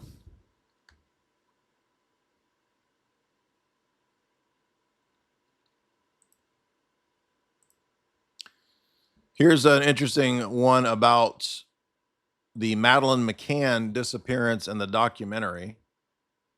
And it says, the sender wrote an email to Epstein, and it's a line of inquiry that he would like to follow up upon.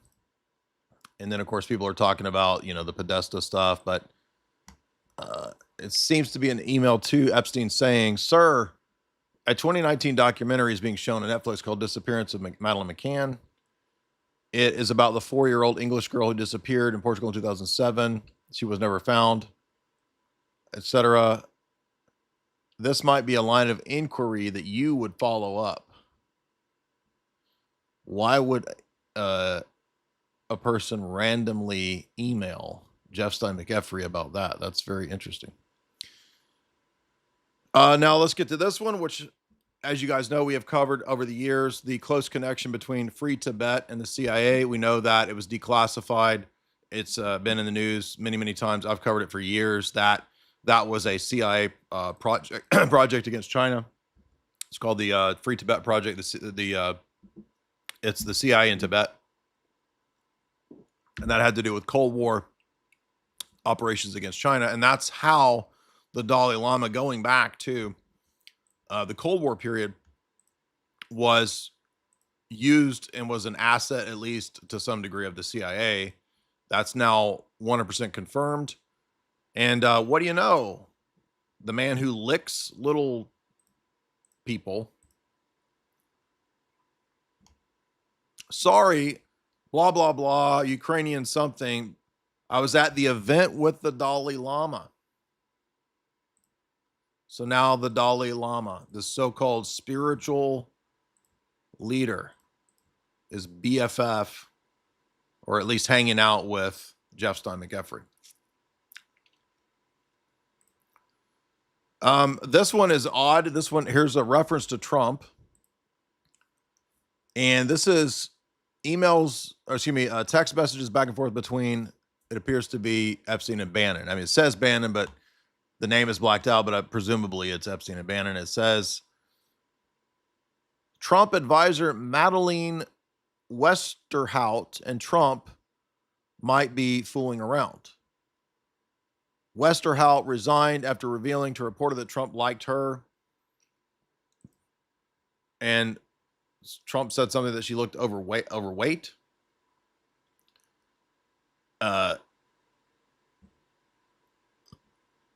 There's references to peepees. And this is the chick. She certainly doesn't look overweight. But this is an allegation that there was some type of intimacy going on. But that's a discussion that Bannon and perhaps Epstein are having.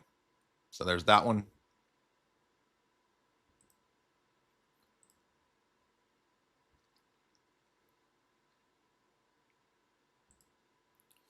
I think we covered this one yesterday, but just for a bit of a reminder,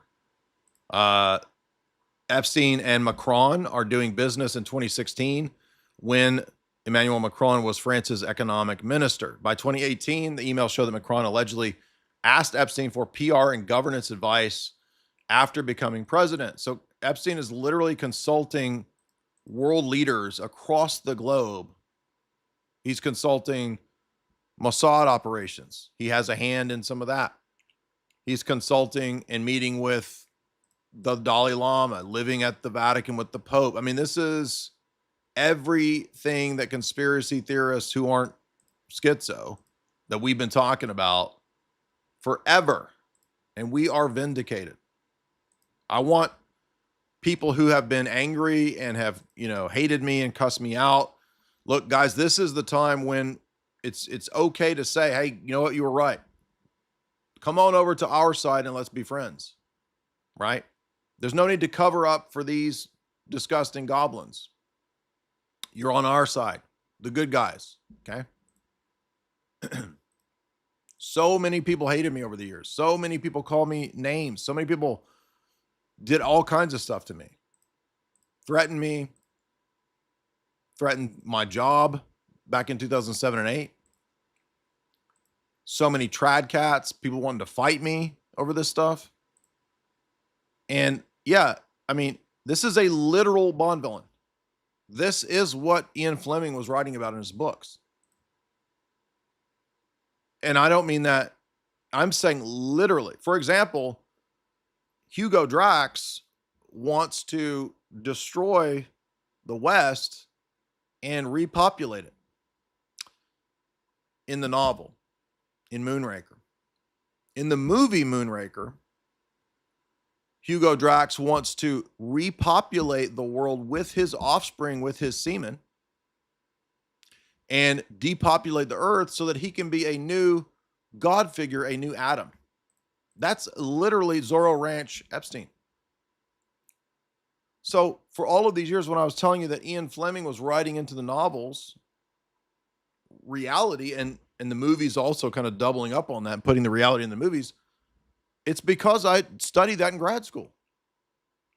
It's not just bullshit. Like, it's all in these books. And now it's like everything is compacted into 2 days of insane Epstein releases, and everybody's getting warp speed red pilled, and they don't know. People are just like, they're like going catatonic. But we should have had millions of people watching over here because we were correct about almost everything. Now, somebody said, well, but there was an email where Epstein talked about time travel being studied. Yeah, so what? That doesn't mean time travel exists. It doesn't mean the bullshit Candace talks about is true. There's emails about all kinds of stuff. Because Epstein is apparently into everything.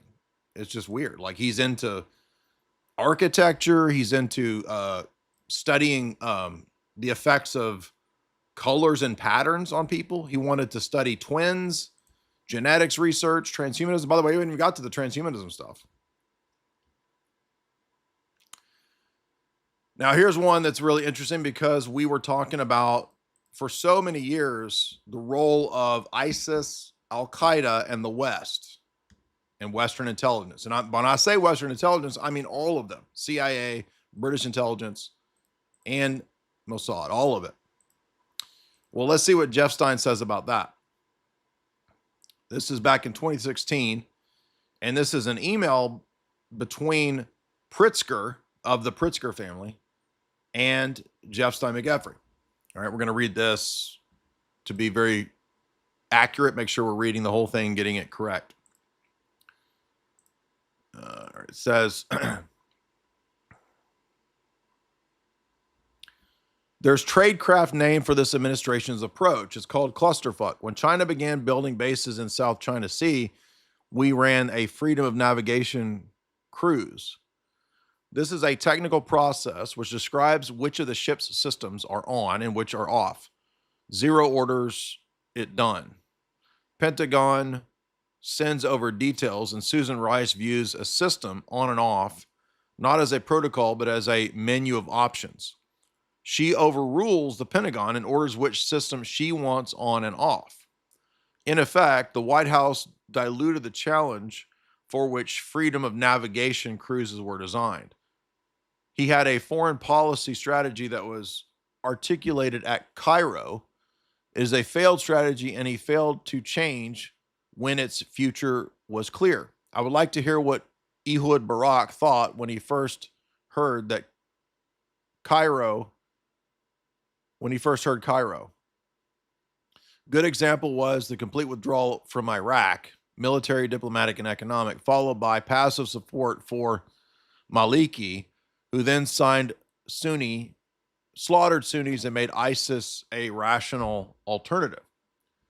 And then the reply is Nusra, ISIS, Al-Qaeda, Jabhat, Hamas. The leaders all prefer Donald Trump. It's wild. And then it says, well, they know Hillary.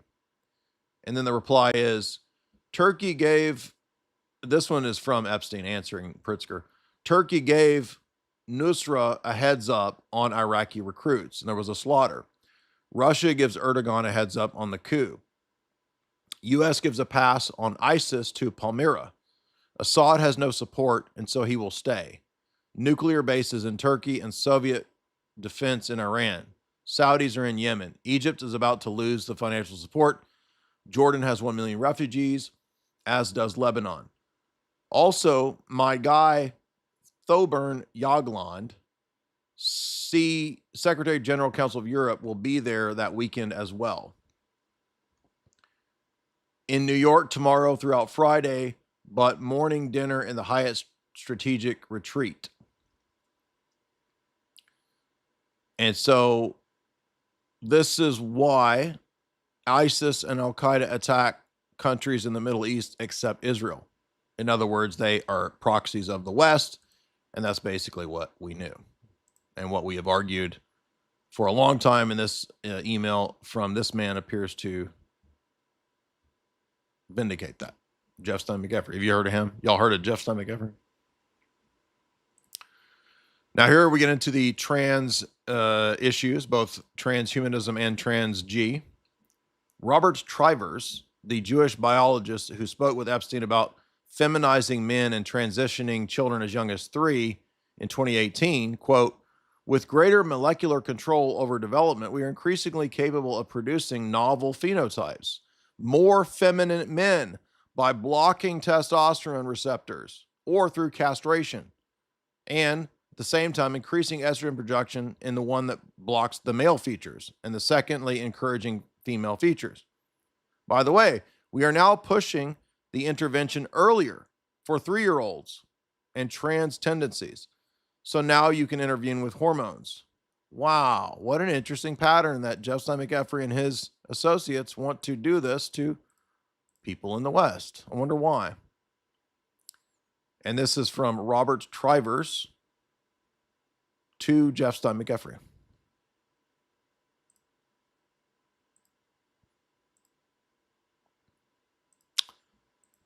If you want to support the stream, you can do so through Super Chats. Super Chats are done through Streamlabs as we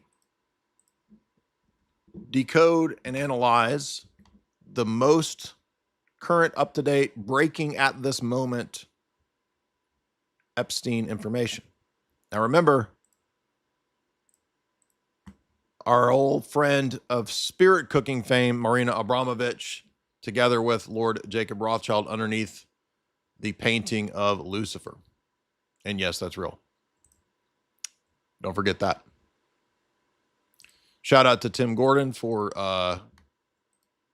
giving me props on the breakdown from yesterday's video. And shout out to Dyer Central. They collated the 6-hour mega stream that we did yesterday down into 30 minutes. And you can find that right there.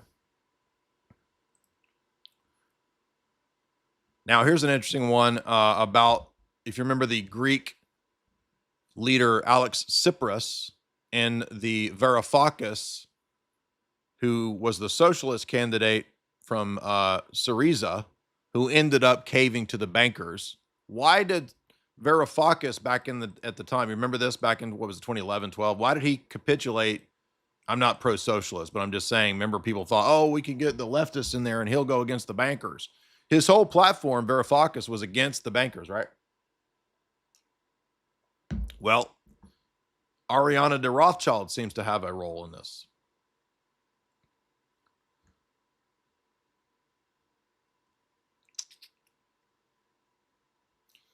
Tsipras wants Varoufakis' head, and he got it.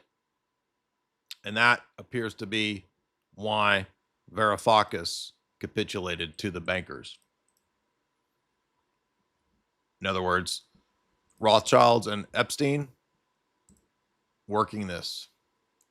And remember, Epstein was the one explaining how this all works. I think, what was it, to Chomsky? He was explaining to Noam Chomsky, how this actually works.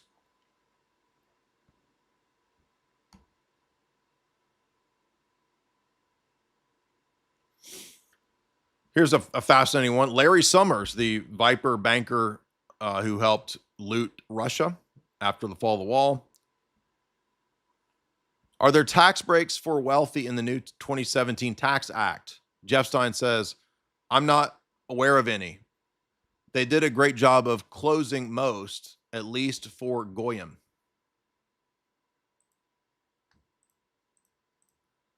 So there are no tax breaks for the Goyim.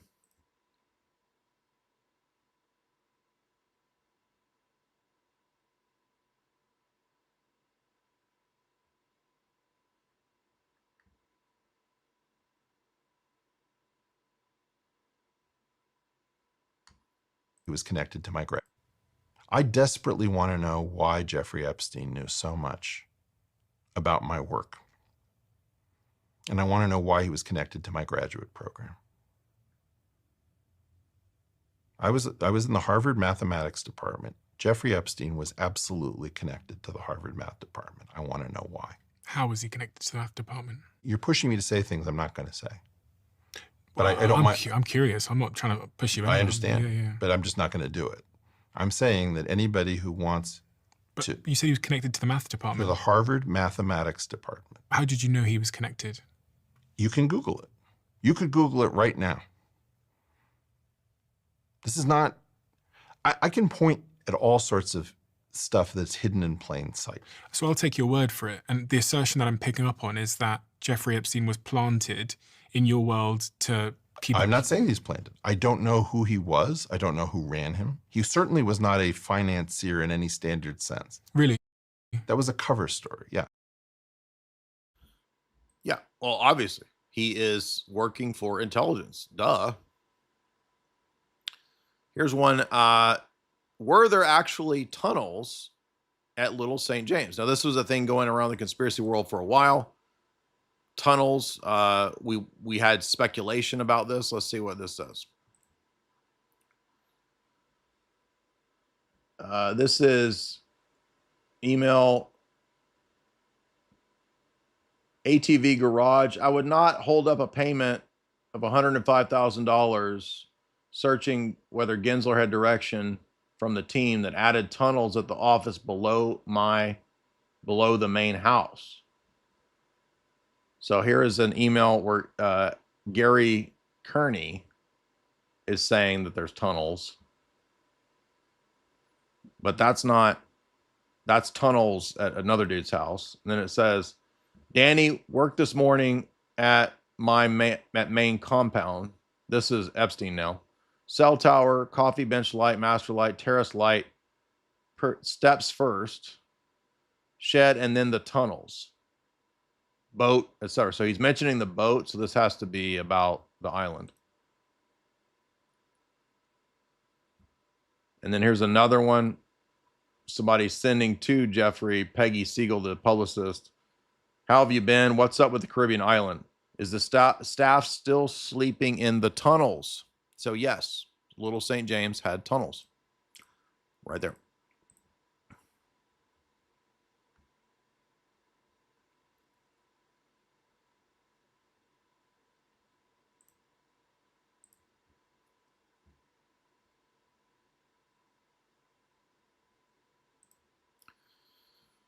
This is just so much, man. It's like everybody is just kind of being blown away at the level of, like, this guy has his hand in everything. Like, there's nothing, whether it's the Vatican, whether it's Ukraine coup, the bailouts, the European bailouts and looting of Greece. It's like straight up Bond villain, and it's all vindicated. Now, I've been saying for a long time that the world is run by Spectre, by Blofeld type characters. This proves it. During the height of the Greek debt crisis, going back to the Greek stuff, Mansavinos emailed, a Greek guy named George Mansavinos emailed Jeffrey alarming him that this is the right time to come up with a strategy. After Greece, Europe will solve Ukraine. So notice Ukraine is being planned way back here. This is like 11, 12, somewhere in there. Let's be in touch and explore opportunities for Greece and Central Europe. Greek banks have huge exposure. This email illustrates that Epstein stayed plugged into elite deal flows and networking. Powerful people around the world have inside information that helps them invest their money safely, while millions of people lose their savings or unalive themselves because of collapsing banks and debts. This is exactly what happened with Gladio and Banco d'Ambrosio, and it's the exact same thing that happened with the Vatican Bank when it collapsed and it was bought out by the Rockefellers, and this exact same thing that happened with FTX when it collapsed. So notice that these insiders use their inside information to collapse and loot, steal assets, money, property, businesses, natural resources, monuments. We saw this, for example, yesterday with the Epstein information about Somaliland, which, guess what? That was the plot of Quantum of Solace. Now, again, you think that I'm insane and schizo when I talked about Quantum of Solace, that's how the world really works. I wrote essays in Esoteric Hollywood 1 and 2 about Quantum of Solace, and that this story is eerily real. And what did we read yesterday? Oh, it turns out Somaliland was eyed by Epstein and his cronies to steal the land and the resources, dump the migrants into America, and lo and behold, that's what's happened. Now, this is recent news, but Epstein was talking about it 10 years ago, 14 years ago.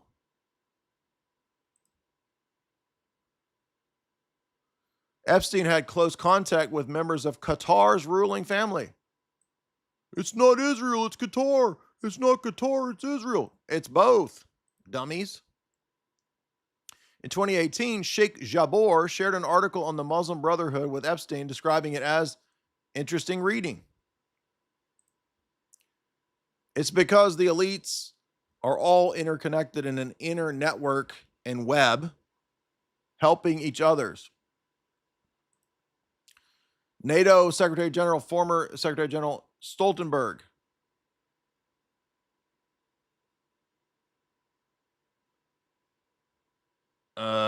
I don't know. This one seems a little iffy. Let's see if this is real.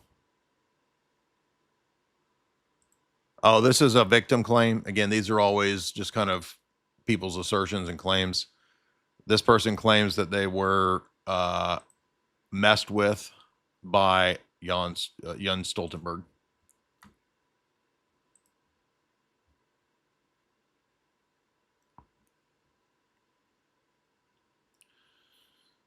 We covered this one yesterday. The child transport of 1 million children as a massive pool to tap into. That's another confirmation of human traffic stuff. Now remember what we were told by everybody's favorite world's greatest debater, Ben Shapiro. Facts and logic. Facts and logic. Remember, Ben Shapiro said there's nothing here, nothing to see. Stop talking about it. There's nothing to see. Remember this? There are none, apparently. Next, the Epstein files. There are none, apparently. Now, again, a lot of people were shocked by this. I'm less shocked by this than some. There are no Epstein files. Oh, you mean the 3.5 million that just dumped yesterday? Listen to him again. The reason being, whenever there's this level of speculation without any sort of supporting evidence, it's not a shock to me when all that sort of falls apart. The Epstein files. There are none, apparently. The Epstein files. There are none, apparently. This should, in any normal, rational world, discredit this person. No one should follow this person after being shown to have been discredited. And not only do these people not admit that they were incorrect, they always triple down, quadruple down. And why do you people follow this person? I cannot understand why people follow obvious phonies. It's baffling to me. And remember yesterday, Jeff Simon McEffery had a lengthy explanation of how the Vatican Bank is the world's most secretive bank and the best bank for your operations. Oh, Jeff Simon McEffery, who lived with John Paul at the Vatican?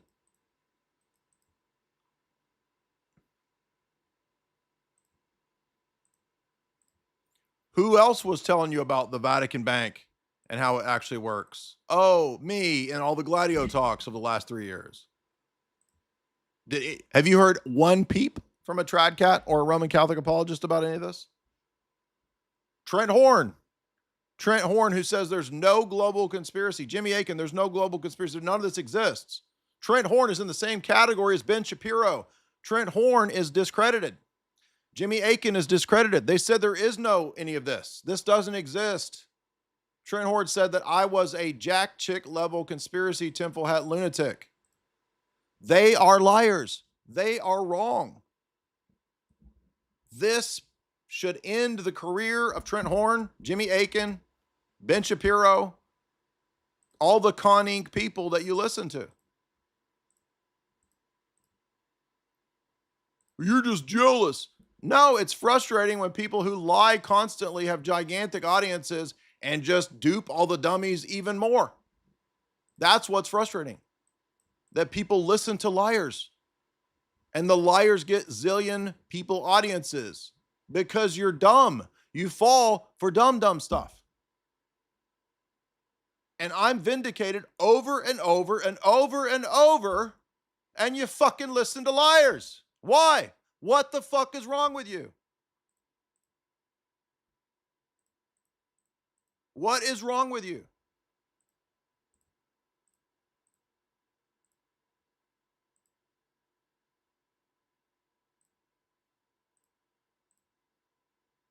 Yes, by the way, they were buying followers. A lot of these people have bought followers. You're correct. I don't care if you don't like it, cuss. I don't care. Do you think I care? I don't care.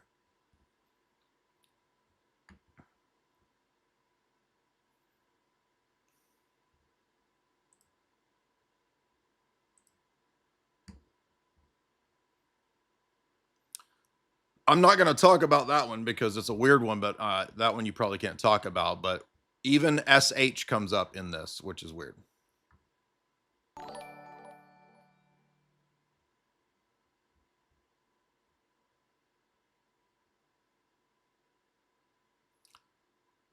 Is this real? No, this is, see, everybody's focusing on, I'm not saying the witness tips are necessarily wrong. They're just the craziest and most outlandish, but also the most dubitable, right? Of all of the things in these documents is the witness stories. I was taken to a boat and George Bush cut my feet with a scimitar. Everybody shared that one yesterday. Did nobody use common sense when they read that? It's obviously a crazy black dude saying that George Bush was humping him in his butt.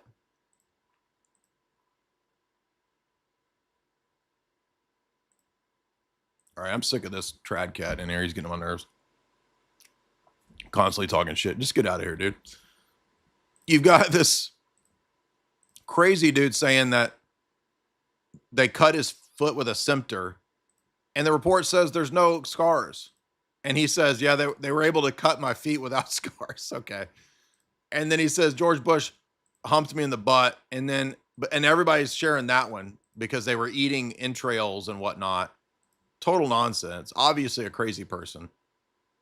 And people weren't even reading it as it like, look at this. We got like you're sharing the disinfo part.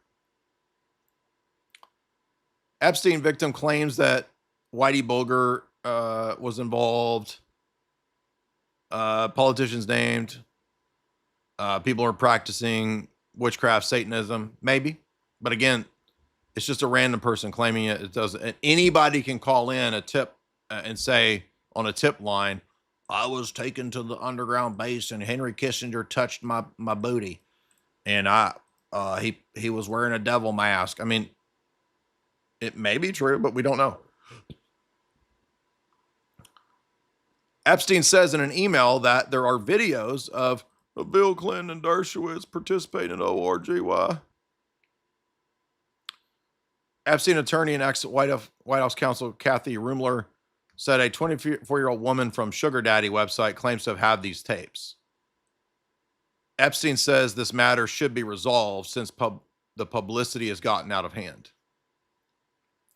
So Epstein appears to believe that this is correct. There is perhaps video of this. But I mean, that one shouldn't even be that surprising. Of course, high-level people are participating in orgies. Like, that's not even, I'm not saying that's good. I'm just saying that's not even surprising.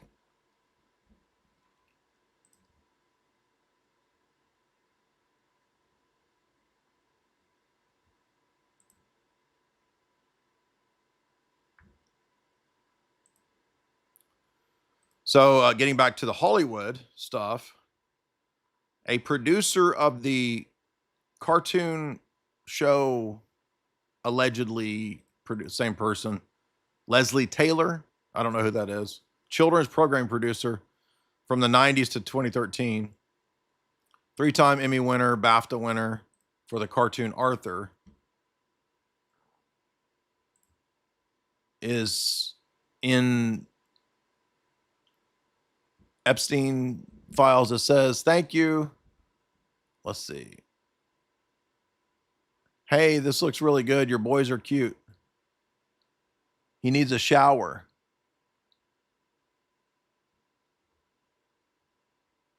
You got it. Thank you for taking the boys for pizza.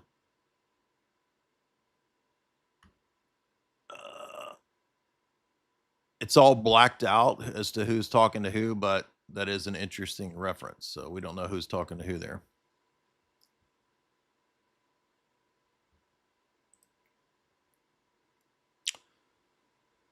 Okay, let's see what this one is. This is related to Tony Blair. I don't know what this is. It's just a piece of text. It says Tony Blair is reported to have blocked the exposure of famous names in law, business, and politics, including in his own cabinet, during the investigation into the PDF Internet Act known as Operation OR, which came out of the FBI investigation of Operation Avalanche. Neither convicted any of the big fish, as usual. The figures in the Operation OR were enormous: 7,250 suspects, 4,000 homes searched, 3,700 arrests, 1,800 charged.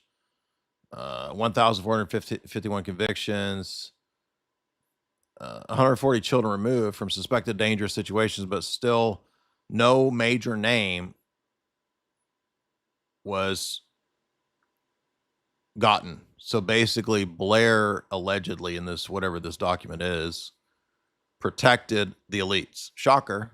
I mean, Tony Blair is a Fabian socialist. So there you go. That seems believable to me. I don't know what that document is, but it does seem believable for sure.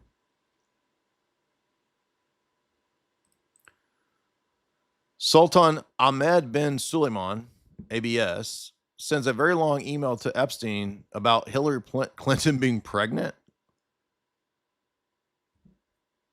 I mean, this is just an email, so he could be bullshitting or making a joke, or who knows? But or maybe Hillary had an abobo. Who knows? Hillary Clinton goes to her doctor for a checkup, only to find out that she's pregnant. And she is furious. Maybe it sounds like a setup for a punchline. She's in the middle of dealing with the Libyan crisis. Now this has happened. She gets home. Bill is on the phone and starts screaming, "You bastard! How would you let this happen?"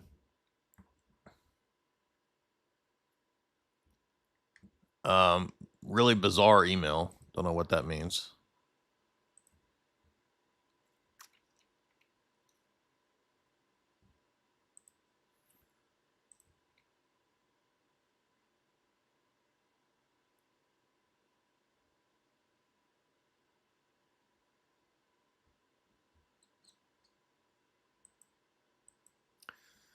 A redacted name was going to meet up with Bill Gates to discuss solutions to the financial crisis and asked Epstein who he should include in this meeting. Epstein said Lucas Papademos, the PM of Greece. Runners-up included Patrick Honohan of Ireland and UK's Adair Turner and Portuguese Victor Gaspar. So look at this. Basically, he's consulting like some sort of intelligence consultant across the world for everyone about how to run all of this shit. It's crazy. So I do agree that it does seem like Epstein has handlers who are telling him things to do, telling him, okay, I have to give you permission to kill this person. You better do this or we're going to take these people out, blah, blah, blah. So there is some of this. But he's not a nobody. Like, he's literally consulting all over the world and has a hand in everything. So he's definitely at least a mid-tier operative, manager, controller, but very close to the top.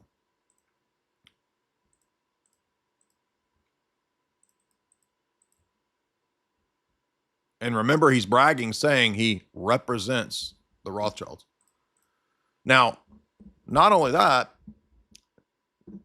that model, if you recall, in our Rakovsky interrogation lectures that we did, remember Christian Rakovsky?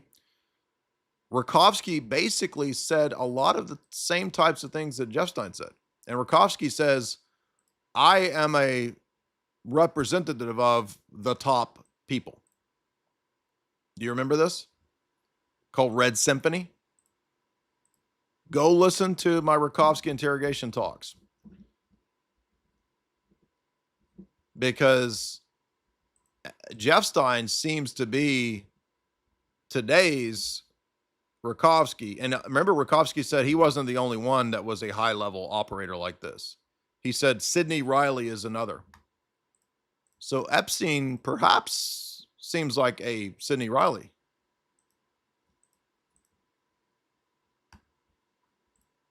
Now this one seems a little wild. I don't know if this is.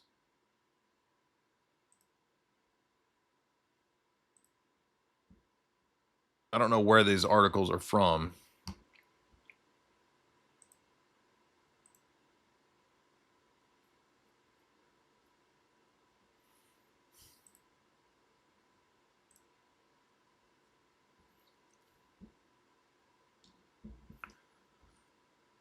So we know he was close, of course, obviously with Prince Andrew, associated with Andrew Mountbatten Windsor. As reported by GB News, what I guess is Great Britain News, an extremely odd photo has a reference to Charles and Di. It was released by the Justice Department. The picture shows a framed newspaper clipping from the Times displayed at Jeff Stein's island. And it's an article about Charles and Diana. The clipping includes a photograph of Diana's famous revenge dress. And its headline says, "Divorce is no bar to throne," says Prince. Released in 1994, the news clipping seems to be quite an odd object inside Jeff Stein's wardrobe. That is weird. And then I guess there's speculation that somebody might have been trying to set up. Again, I don't know what this document here is, but so keeping in mind we don't know what this is. It says in 1994, at the moment Charles was on television acknowledging his love for Camilla, Jeff Stein was sitting with his arm around Princess Di, allegedly, in London when she's wearing her revenge dress. This dude is literally, his fingers are in everything, man. This is straight up Sidney Riley stuff, man. I'm wondering, is this from the article? Maybe this is from that article. So somebody needs to pull up the 1994 Times article. Divorce is no bar to the throne. I wonder if we can get that and see if that chunk is from that article.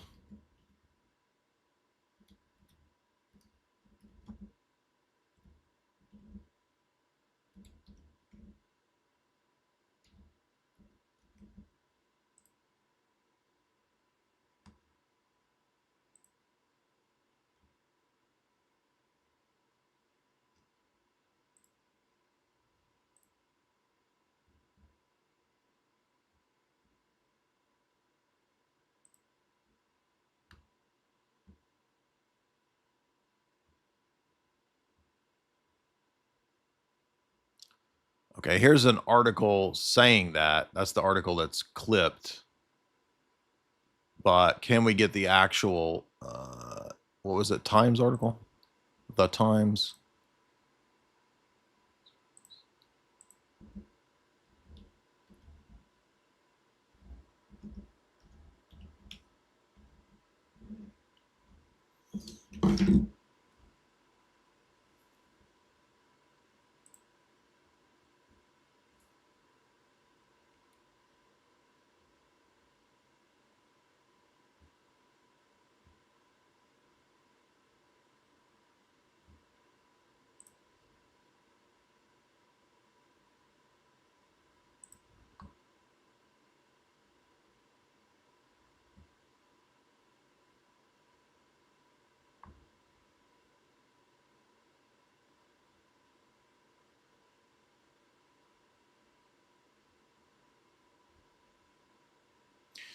Epstein didn't collect art, he collected symbols, people, moments of leverage and control.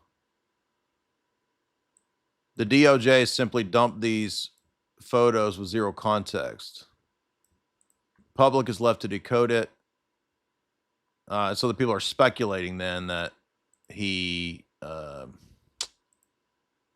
may have had some tie to Diana, but I guess we would need to pull up that original Times article if somebody can find that. But let's see. Here's the GB article.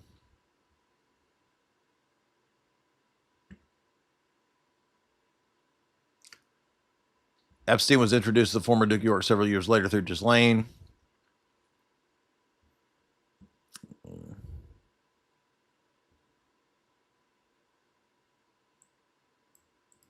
Royal Lodge.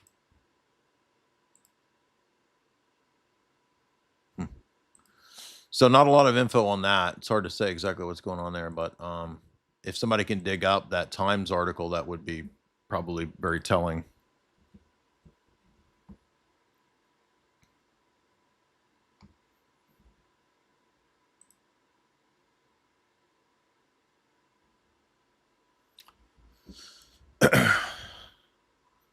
Epstein files case number 31E, New York 3027571. Retired New Mexico State police officer who lived by the Zorro Ranch called the FBI to report a suspicious barn constructed with a garage door and a sally port with a chimney and an incinerator. He said it's not like a barn that's actually for ranching. High-profile people frequented this property. Lots of cameras and sally ports at both locations. Look at that one. That's an interesting one. So a perhaps incinerator at the Zorro Ranch facility, which we know was about baby farming, genetics, transhumanism, etc.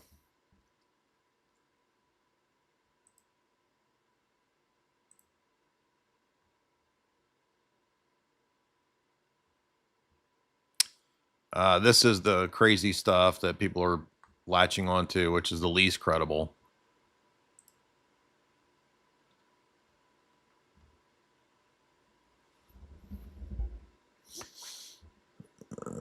Witnessing, I don't know about 4chan posts. That one's a little. That seems sus to me.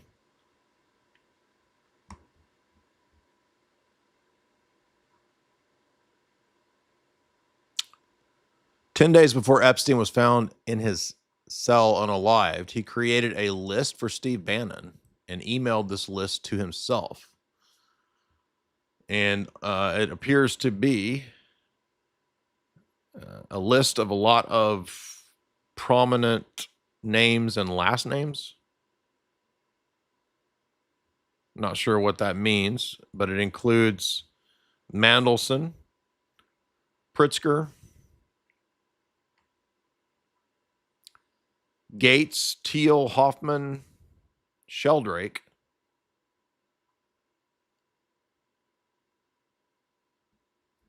Goldberg, Seligman, Gould, Kaufman, Mandelbrot, Chomsky, Brian Greene, the physicist, Clinton,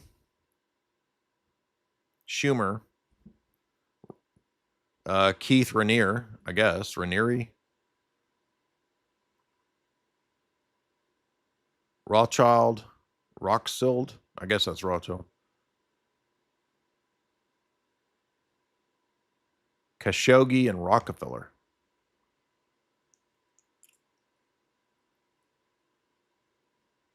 Not sure what that means, just some list for Bannon that he emailed himself for some reason. There's an update on the Mormon blood letter. Mormon blood letter appears to be genuine. This is the actual person, Esther Yo Teaser, that we mentioned, or that we, Esther Cohen Teaser.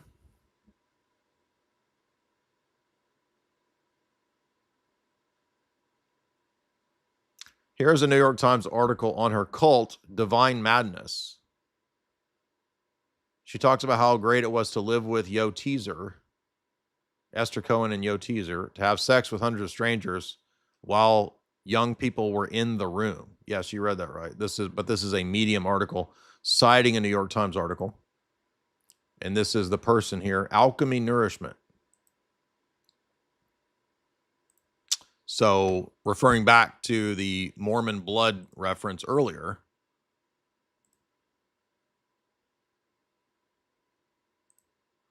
Zach sends 500 A's. What currency is A? Is that a... Anybody know what currency that is? I'm about to get excited because I'm thinking, oh, is that $500? But a lot of times those foreign currencies are like, oh, yes, 500 A's translates into 30 cents. What currency is that? Y'all in the chat are smart. You guys know. What currency is A? Australian dollars? Is that Australian?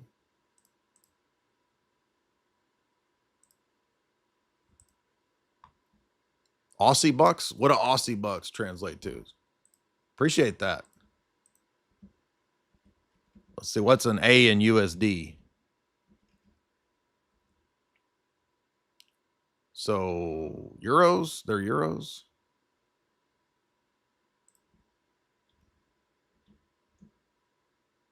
So, almost $1. Well, thanks, man. That's really nice of you to be so supportive. Appreciate that. You paid the bills tonight, dog. Much appreciated. Massive super chat there. 500 AUDs, so $350. Appreciate that. But remember, guys, I do really appreciate that. It was epic. But if you use Streamlabs, it's there's no Google cut. You know what I mean? Now you can do it on Google, and Streamlabs may not have the option of foreign. I'm not even sure if they do it, how it works. But the Streamlabs link is right there and it's pinned. Shout out to, we got a large audience tonight. We got 2,500. This might be my largest native audience yet. Although, I mean, as far as I'm aware, unless we had a Crucible dump or a Jim Bob dump or something like that I didn't know, or Jake Rattlesnake might have dumped you guys in here. If Jake did, shout out to you guys. Jake's Australian, so he might have got a rattlesnake dump tonight. But all right, let's get back to Jeff Stein McEffrey, because there's so much. It's just like, we could do a whole week of live stream on Jeff Stein McEffrey, dude. Like a week of this. This is just crazy. Let's see. You need a blood transfusion from the pack and reverse the aging. So here's one about a blood transfusion from probably the young. That one's not very surprising.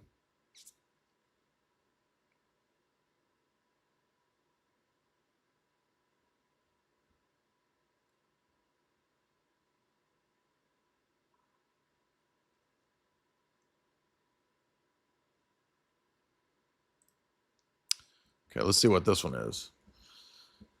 Is this Epstein? What is this?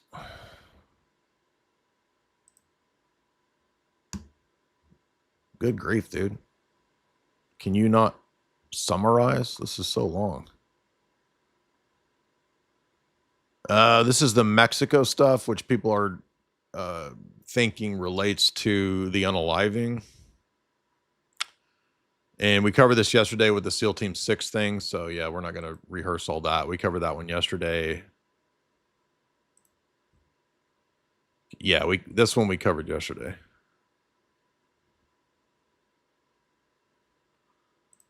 Epstein files. Gordon Brown, prime minister who openly, frequently spoke of the New World Order. Epstein files appear to show Gordon Brown again, and he is accused of underage things, including a prostitute's 9-year-old daughter. These are accusations, but very relevant, because that would mean, again, basically prime ministers, all of the leftist socialist prime ministers especially, seem to be pretty consistently mentioned and potentially allegedly compromised.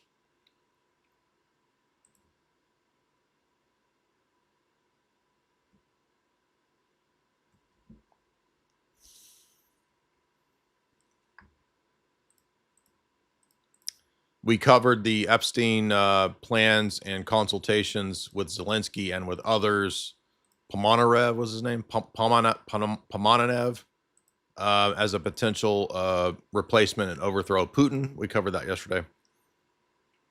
Let's see what Osmongold was coming to, because he seems to be kind of blown away here. Let's see what he said. Sermon. Without that, here we go. Goyim were born to only serve us, he said in a 2010 sermon. Without that, they have no place in the world, only to serve the people of Israel. Guys, this is insane.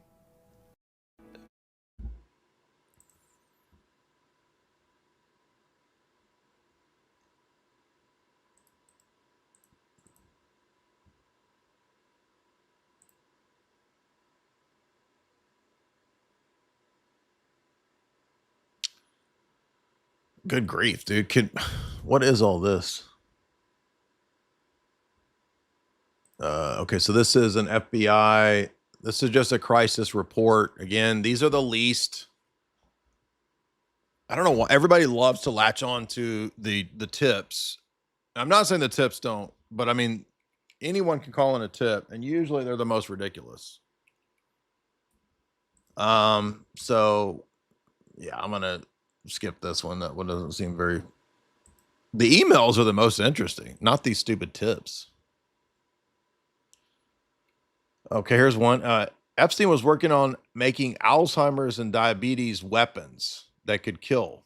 By the way, I covered this in Esoteric Hollywood 1 because I found articles that were science journal articles about weaponizing Alzheimer's and prion related stuff.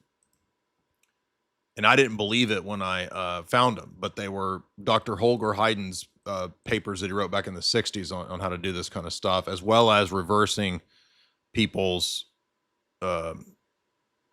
gender back in the 60s. And yes, they're real. You can find Dr. Holger Heiden's papers. I put that in Esoteric Hollywood 1, I think, back in 2016, 10 years ago. But here we have, apparently, this profile is saying that in the Epstein files, there is information that do germs play a role in Alzheimer's? Okay. And then here's Jeff Stein McEffrey texting with somebody blacked out. We don't know who. And it says, Alzheimer's work is big. He decided to, it's hard to know which one's first because I can barely read this.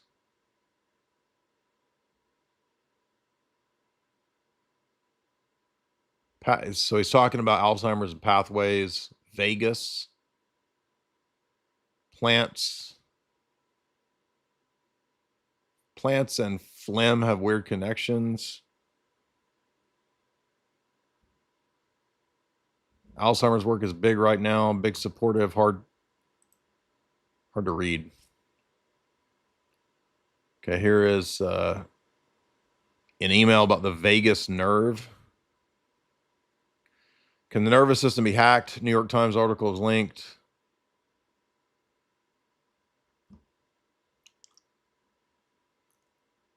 This reminds me of my time I spent in Germany where we were both diagnostics, treatment devices. The body is an electrical system. This is the century of physics. It's a way of diagnosing and treating. Can the nervous system be hacked? They all think about the role of bacteria. I found some amazing people. Vagus nerve will be the key. Nervous system. So more of his mad science level shit that he's into.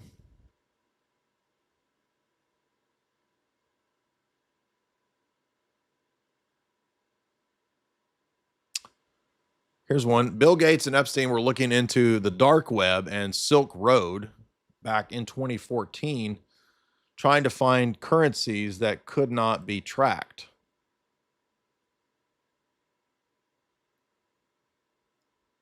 Boris's friend Ellis invited me to an event. I'm hoping to come.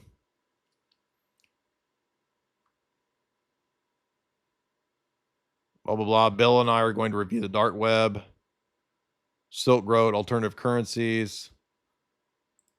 By the way, that doesn't mean Bitcoin. That just means they're looking at any of the alternative currencies.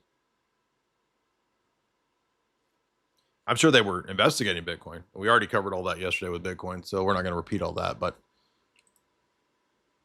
that's interesting. Here's an odd email from, hey, Jeff, do you still need a fake wife? I found a perfect candidate. She's 50, Russian, speaks English, Jewish, trustworthy. That's an odd one. A fake wife. Trudeau. 2017, Epstein emails Austin Hill about his island being okay. Epstein says the government is nervous. Austin replies, trying to get Trudeau for a safe framework. It is not clear that Trudeau did anything wrong here, but it appears that Epstein was trying to get close to Trudeau. Now, that's another pattern that we've seen is the attempt at getting and luring all these people in.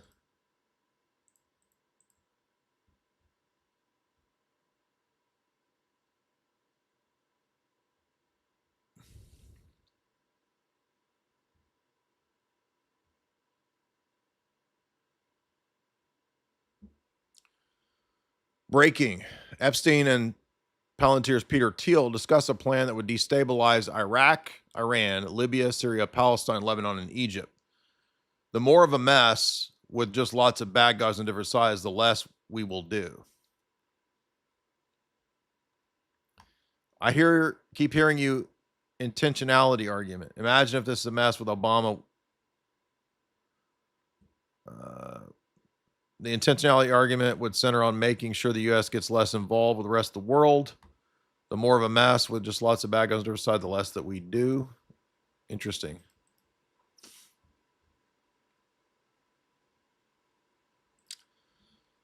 Quote from Epstein to Roger Schenck: "This is the way that the Jew makes money and makes a fortune in the past 10 years, selling short shipping futures and letting the goy deal with the real world." So, in other words, trading on and investing on inside information.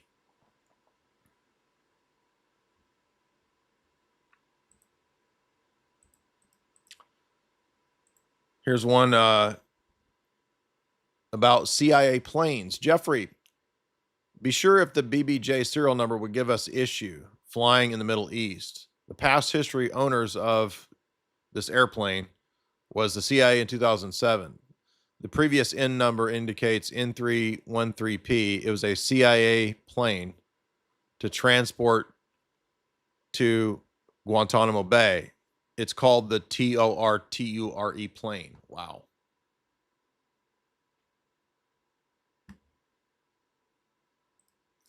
And I mentioned that earlier, or no, I saved that one earlier because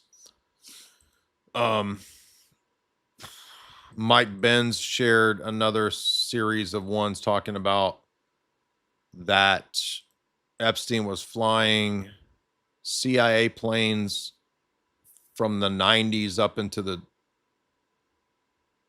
even after being convicted.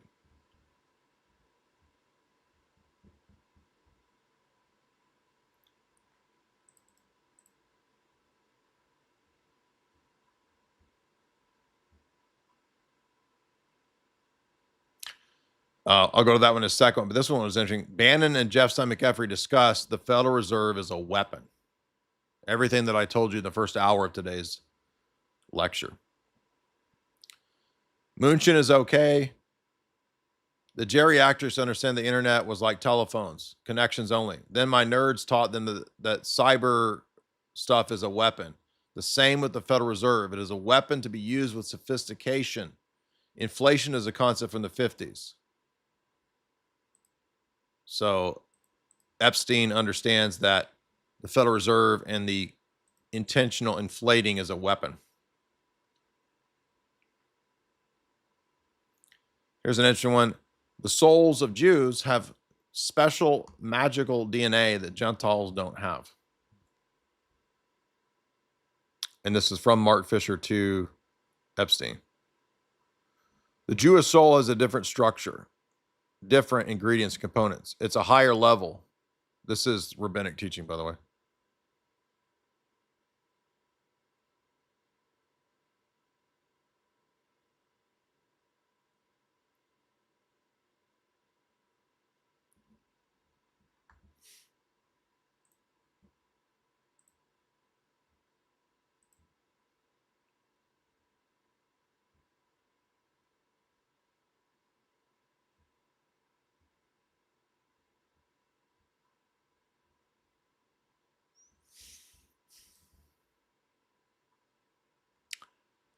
This was an odd one.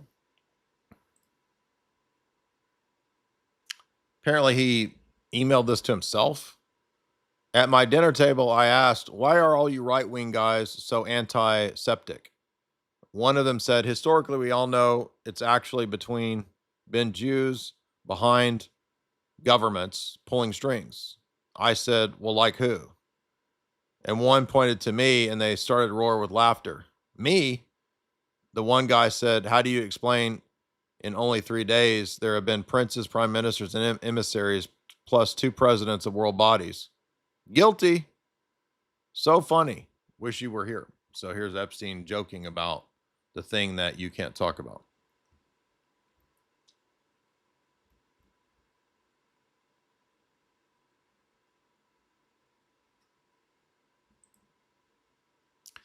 This is the one that many people are referring to, which is, we did that one earlier. That's the transhumanist trans stuff. Okay, here's one specifically mentioning blackmail. Now, remember, all the conning people said there is no blackmail. No, there's nothing here. There's no files. There's no files. There's nothing there. There's no files. Oh, really? Here's an exchange with someone blacked out. The blackmail is, I have a picture of you that you would like back. You must pay. Not if you send me a photo, I would greatly appreciate it. That is commerce. I think the prints might be too high for that picture. It's commerce.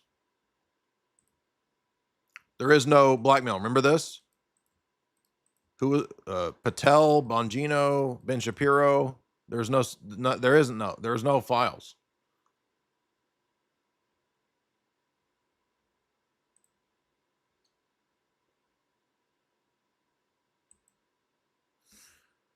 Now, Hollywoods. Let's see the Hollywood elites. Leo Caprio, everybody's favorite child actor, Leonardo DiCaprio.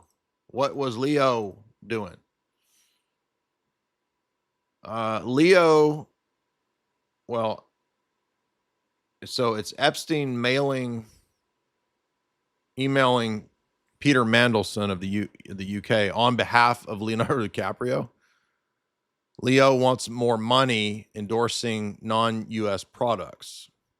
Can you think of anyone in India, China, Japan that might want the endorsement of Leonardo DiCaprio? In Russia, what about cars? He's looking to do more non-US products to make more money.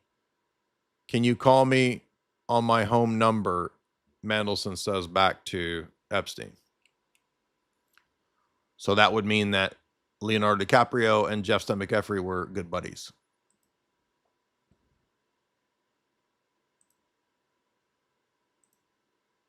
Latest batch include indications that Epstein was invited to Davos by Viktor Pinchuk, the Ukrainian oligarch, and son-in-law of former President Leonid Kuchma, who is now a regular participant in Davos. Against this backdrop is particularly revealing that in the spring of 2019, Epstein was planning the trip to Ukraine and went there. The correspondence discusses a route where he goes from Mexico to Europe to Ukraine. In parallel, he was actively interested in Ukrainian politics after Zelensky and gave him his own assessment of what was happening. Well, he was there but a month before Zelensky won.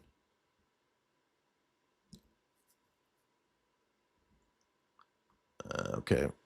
So, again, just more globetrotting Bond villain stuff.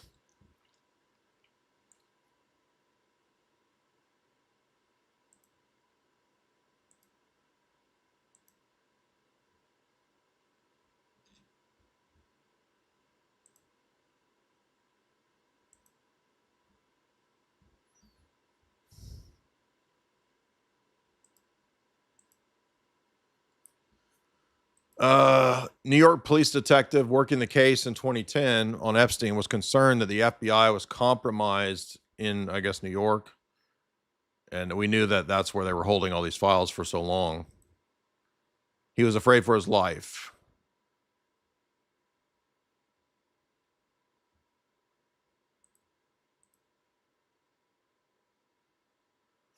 While we are complaining about Epstein, Trump authorizes $6 billion in arms sales to Israel.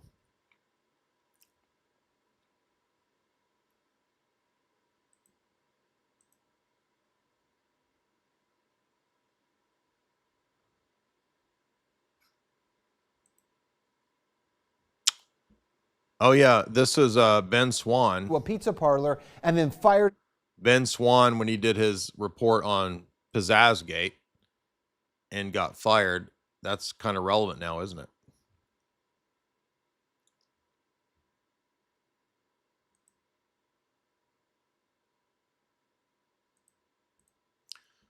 New Epstein email I found, Alan McLeod says, shows renowned academic Noam Chomsky telling Epstein he's fantasizing about Little James Island. Valeria's keen on New York. I'm fantasizing about the Caribbean island. Yeah, so here's your fake controlled academics, fake leftists.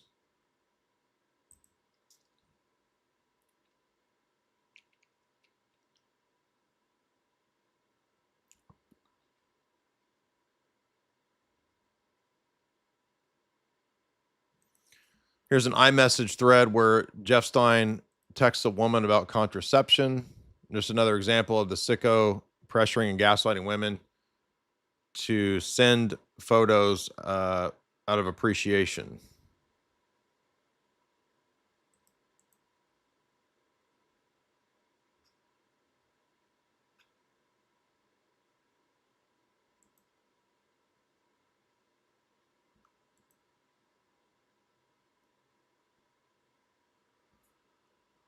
Brian Johnson is mentioned 42 times. Who is Brian Johnson?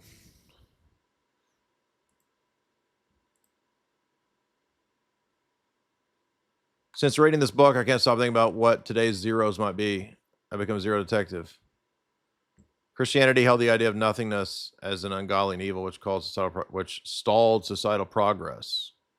As a Mormon might zero. So this is a Mormon. Brian Johnson. There's quite a few Mormon elements in these, isn't there?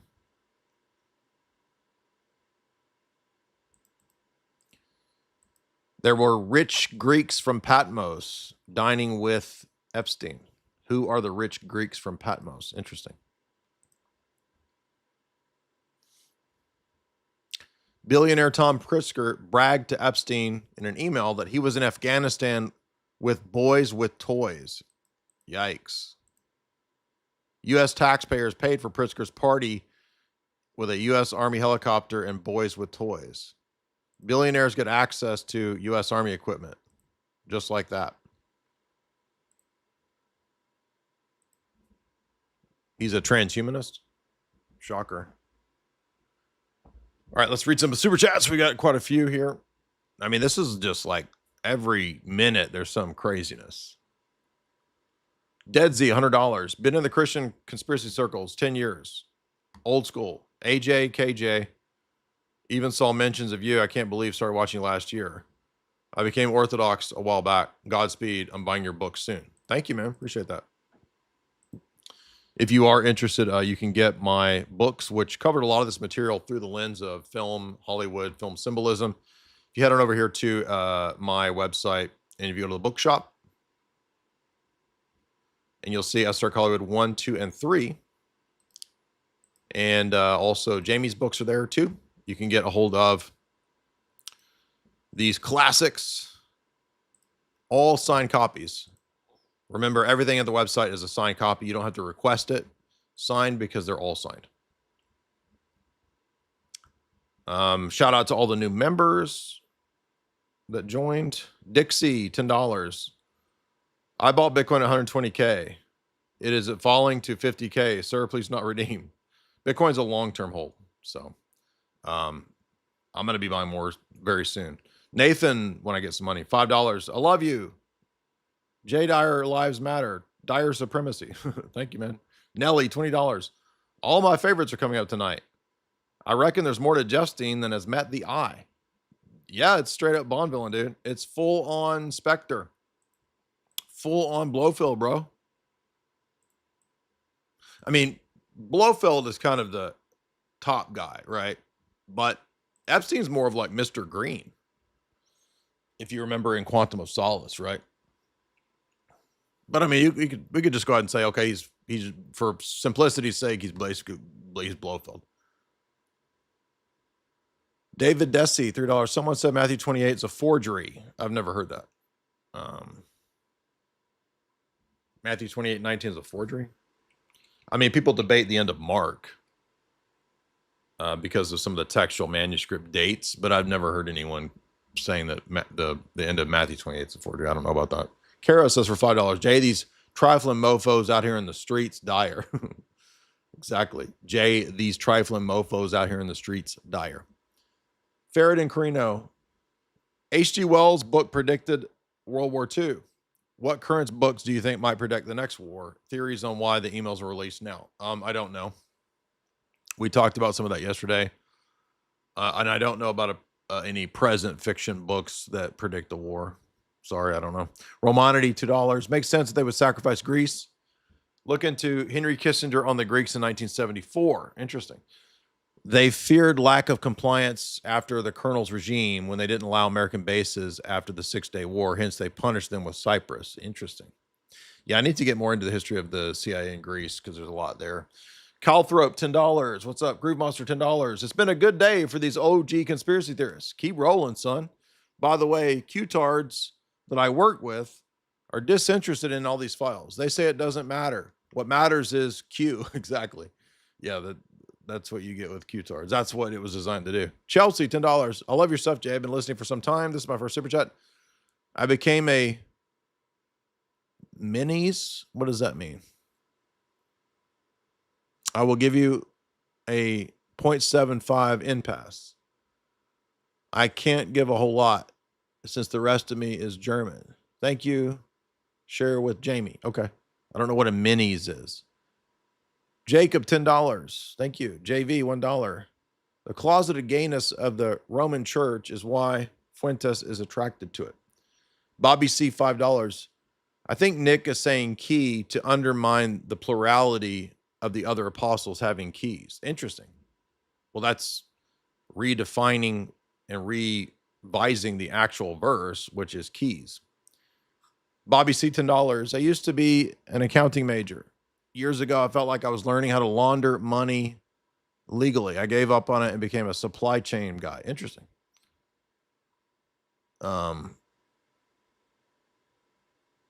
Is that what accounting is? Uncle Skippy, $5. Make sure you go on Rogan and then ask him about selfies with Anton LaVey relatives. Meta Ninja, $5. Funko Fart. Nate, $5. Bro, I'm so retorted. I asked you, I liked your post and asked if you have seen it. JV, $1. E-files will lose credibility due to disinfo campaigns and a bunch of AI stuff. Yeah, I covered that earlier. People are latching on to the unconfirmed crazy stuff by design, probably. Pavel says, Jay, you're not in the Epstein files. Whew. Viceroy, $5. Why is Elon talking about singularity today? I mean, he's a tech bro. He's into all that. Why is everybody on X talking about the end of the age? I don't know. I haven't seen that. All I've seen on my X, remember, everybody's X is going to, your algorithm is going to be tailored to the shit you're into. So if you're looking up a bunch of end time stuff, it's going to feed you end time stuff. I haven't seen anything but Epstein stuff. Like, I mean, isn't the Super Bowl happening? I've seen zero about the Super Bowl. I mean, is it even, I don't even know if it's happening. Like, used to be the Super Bowl was like the biggest thing, right? Does anyone even care about the Super Bowl except like mind bomb normies? Because all I see on X is basically Epstein. Jeffrey Epstein. That's all I see is this. Hey, Jamie, could you make me one more espresso? Black Swan, $5. Jay, what is your opinion of the Lyndon LaRouche stuff? They have a similar view to some of your stuff. I mean, there's some overlap, but I'm not really into LaRouche. I think LaRouche kind of went crazy, and it's kind of a weird cult. It's almost culty. But I mean, you can read their stuff and find some, good information in there. I've cited some of the Executive Intelligence Review journals over the years. Nate, Jay, did you see the picture of Dawkins? Yes, we covered that at the very beginning. That was a humorous one, but also seemed to vindicate what I talk about with the dark Enlightenment new atheist people seem to be compromised. Allegedly would be my suspicion. Okay, we covered that one yesterday. Guys, remember we did 6 hours of yesterday's material. So a lot of this stuff we covered yesterday. Distinguished Harvard professor Martin Novak asked Epstein about a captured girl. Could you make me another one of these? Thank you. You fall asleep? I'll put Jamie to sleep with all this. She's not into it. I think we covered this one yesterday, but I didn't know who this person was, but apparently he's a professor. It looks like this website or this profile. I don't know what this profile is. Is it a Marxist thing? I'm not going to follow. If it's a Marxist thing, I'm unfollowing it, but they seem to be posting a lot of information.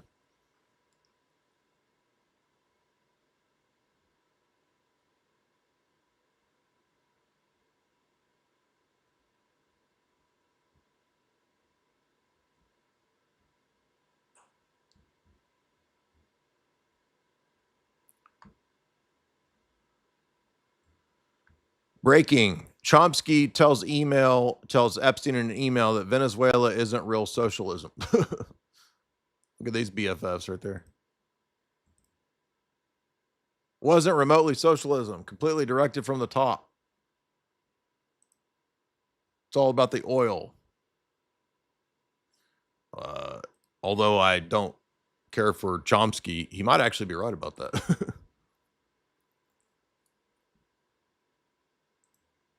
Did anybody, by the way, figure out what was the Pompliano stuff? That one was very mysterious. I couldn't make head or tails of that. There was some sort of a exchange of threats of something with Pomp.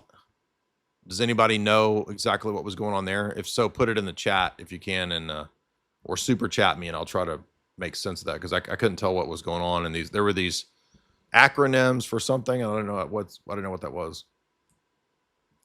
From a geopolitical standpoint, no, we read this one earlier. So this is Teal talking about chaos, I think. Yeah, in the Middle East. Podesta comes up 69 times in the Epstein files. Good number there. Excerpt. There's a good chance that the Palm Beach resident Podesta is involved with something. Is this another one of the people's tips?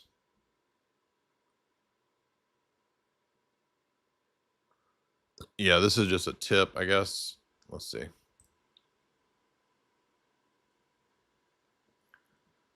Suspicious activities tip form. Yeah, these are the least credible.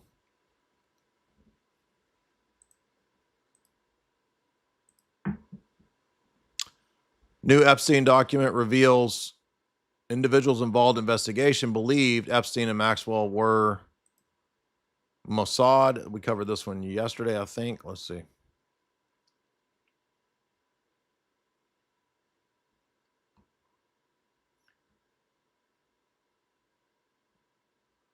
I think we did. I can't remember if we covered this or not, but what's interesting here is it does say that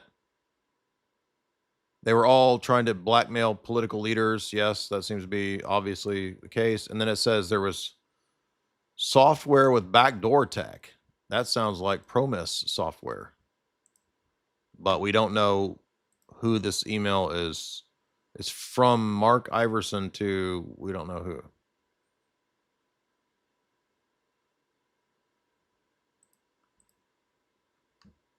Just in, Bill Gates' former science advisor asks Epstein for nudes. Please send me a few pictures of your island, house, and the nude girls, and the nude, preferably nude or semi-nude. Oh wait, Boris Nikolic. I thought he was a Russian person involved in the Putin stuff. But he's Bill Gates' science advisor.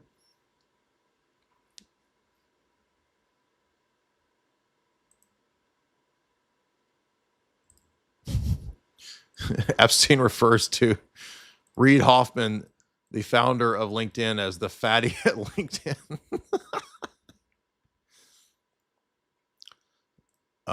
Epstein is an evil person, but he's got a couple zingers here and there. Scruffles a cat, $20. Jay, I love you. Keep going. Christ is king. Appreciate that. Lord Socrates, $5. Why is crypto crashing?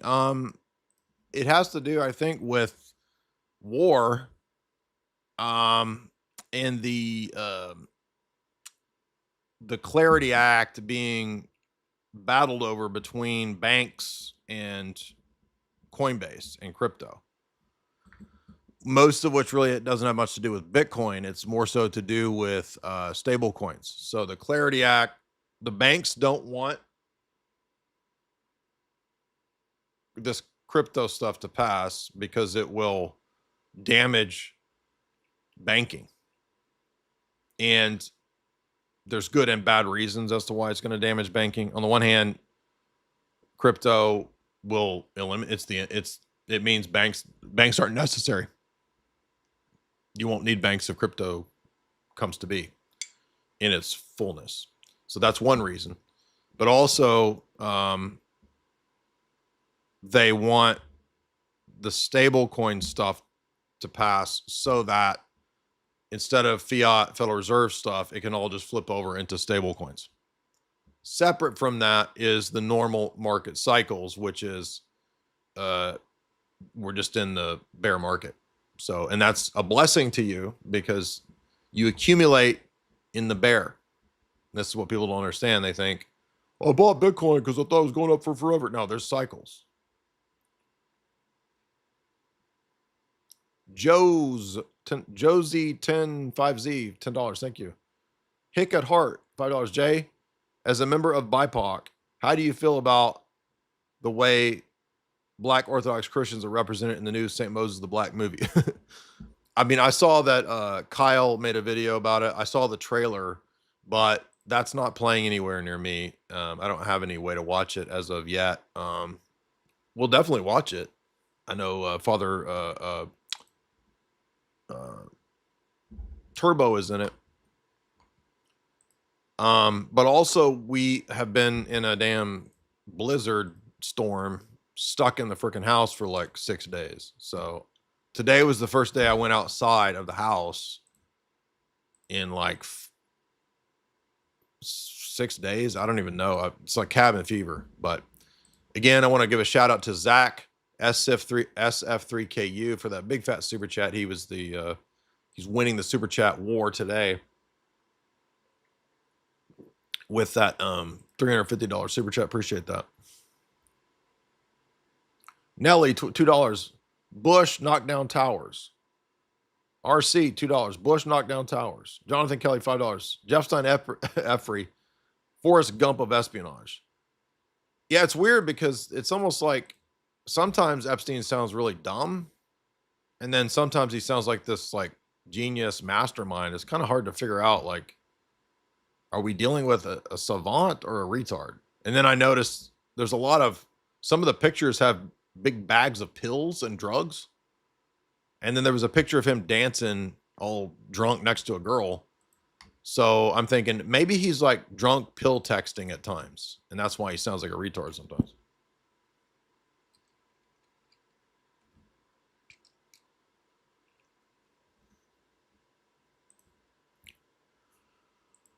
Okay.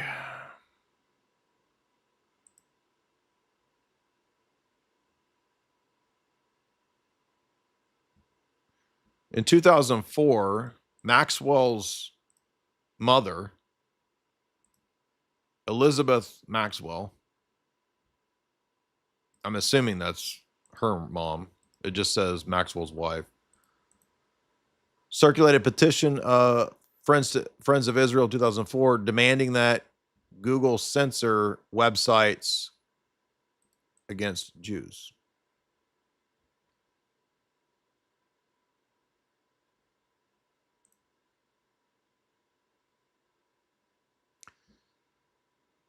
Peter and Ashley Hull are included in these email chains. Nobody knows who they are, but allegedly the emails suggest potential facilitating of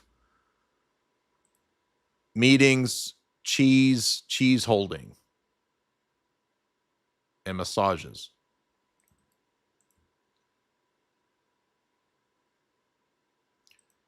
Ghislaine Maxwell tells UK politician Peter Mandelson, don't be disgusting. He says, I am disgusting. I love it. It's dangerous. These are a bunch of freaking dorks, dude. The people running the world are nerdy dork creeps, dude.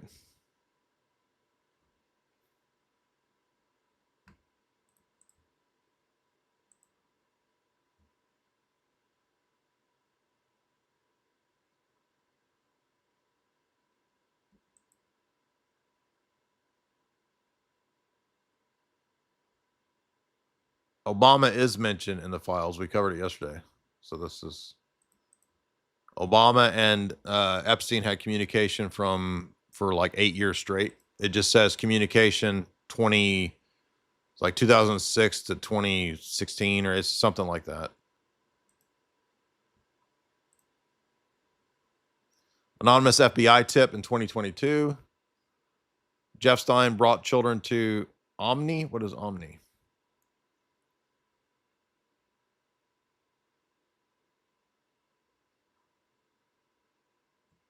Claims that there is a Crawl space.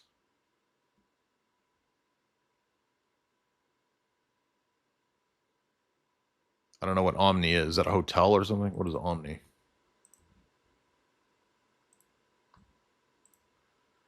A big fat super chat again from James Shalale, $50. Jay, thank you for all that you do. Glory to God. Thank you, man. Appreciate that. God bless you, man. You guys have been really generous tonight. Our good friend AC, shout out to our old buddy AC, says for $20, this is how I feel every day in politics. How can people be this dumb? He's talking about when I was ranting, I think, about why are people following dum-dums? And like constantly discredited people, it's like they get more of an audience. Like the more crazy shit, bullshit they say, like Candace, is like the audience grows. Yes, more time travel, more Sumerian Mitch Snow, Fort Huachuca nonsense, please. Clutton Usterson, $5. Man, Earth be tripping today. Earth ashy as hell today. Look, Candace is right about that. Earth's kind of ghetto. Do you think Earth? Okay, it's kind of ghetto. Okay, Earth's ghetto. Okay.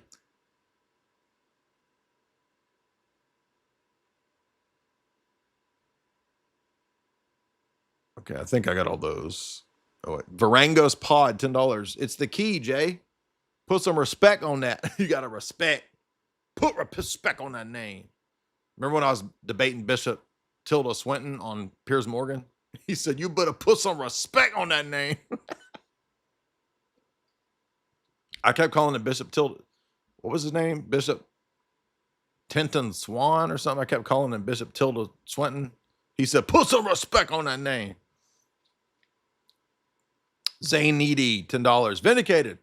Even all the people at work that call me a crazy conspiracy theorist, a freak. What now, Biznatch? What now? Exactly. Yeah, what now, bitches? Y'all was wrong.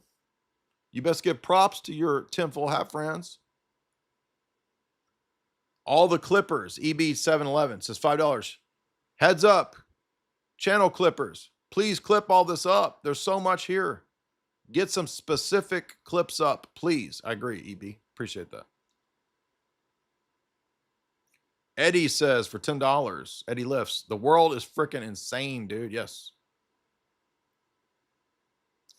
Arakota, $5. You're the only person I know that talked about this tiny mustache man banking Ralph Child Epstein stuff. Were the tiny mustache man people a psyop? Well, here's an interesting book I'm reading, and I've only read a little bit of this, and I think he's a source in the other book that I mentioned from my publisher. Let me show you what I'm talking about. Oh, by the way, I forgot my sexy cam. This is the eDiva 007 angle cam. Shout out to that camera over there. What's up, buddy? How you doing? I forgot about you. So this is Conjuring Tiny Mustache Man by Professor Guido Preparata, okay, who is an actual academic professor, assistant professor of political economy at University of Washington, PhD in political economy from University of Southern California. So not a conspiracy book. It's an academic text, just to get that out of the way. And the book is about how Britain and America made the Reich. Now this lines up with the Sutton thesis. It's also the Quigley thesis. It's also what's in CFR historian Burton Hirsch's book. Now, again, they're not explicitly saying that it's all Ralph Child. That's why we did at the beginning, because it's not explicit. We don't know for sure that that's how it went down. What we know is that Schroeder Bank and BIS have a role in the funding and the rise. But because the BIS is such a secretive bank and they have secret archives and files, just like the Bank of England, for example, that's why in the new book from my publisher, Tiny Mustache Man and Two World Wars, the reason I came to this conclusion was because of the Quigley chapters about the British elite strategy. Now, it turns out Guido Preparata has a chapter on this. He has a whole chapter on the Royal Society and their attitude towards Germany. And he argues that the Milner-Fabian elites absolutely hated Germany. And their plan was always to destroy Germany. And what better plan than a giant world war? So they wanted the war. Now, this gets really dense and sophisticated. And he even draws out a chart of different years. So from 1919 to 2026, or to 1926, each chart is about 4 to 5 years of phases all the way up to 1945. Okay. And what he does is he goes through all the members of the Milner-Fabian circles and their different shifting attitudes. So here, if you want this full chart and you want to try to make sense, it gets really complicated though. Okay. It's really difficult to like, you got to really be a historian to know exactly what's going on here. But basically the idea is that, yes, there was a design and a desire to have this big world war. Now, you asked about to what degree was this planned? Well, Alfred Rosenberg is the designer of their mythology. And that's because the THULE Society is what Tiny Mustache Man was inducted into in 1918, around 1918 or 19. So he's arguing that Tiny Mustache Man was influenced by the esoteric philosophy of von Sabetendorf and one other guy. What was his name? Dietrich Eckart, right? So Dietrich Eckart and his Dietrich Eckart studied under Alfred Rosenberg. And so Rosenberg invented, admittedly, an entire mythos. So even if you don't believe or don't care about all this other stuff that I'm talking about, oh, Dyer's crazy. Well, the actual mythology of the Reich is literally made up by a dude, Alfred Rosenberg. And he just took a bunch of Teutonic mythology and crafted a religion or a pseudo-religion.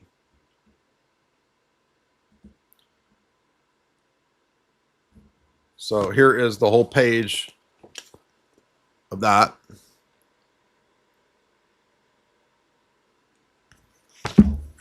Anyway, so that's appears to be, that makes a lot of sense to me. So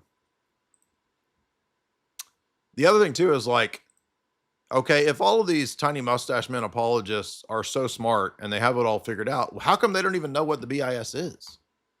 Like they don't even know what you're talking about when you mention this stuff. Okay, well, if you're like some magical genius, esoteric mystic masterman of like Hyperborean Agartha genius IQ, like I would think you at least know about these really important central banks that play a key role in this. They don't even know what that is. So that's why I don't even take them seriously.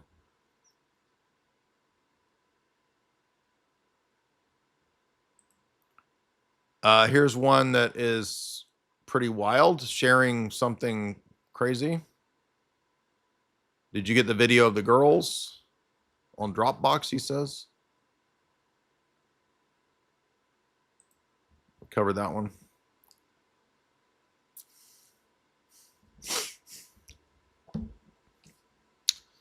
There's a Russian model saying that her name popped up in one of the documents, and she thinks that she was being prepared through her modeling agency for something. She said, I thought it was stupid.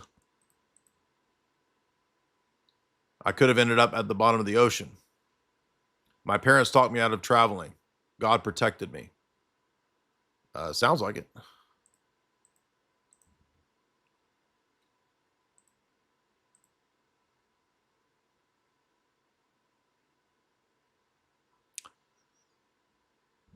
According to FBI documents, early on, he was identified as a wealth manager for dictators. That's wild. Supposedly, he would hide assets.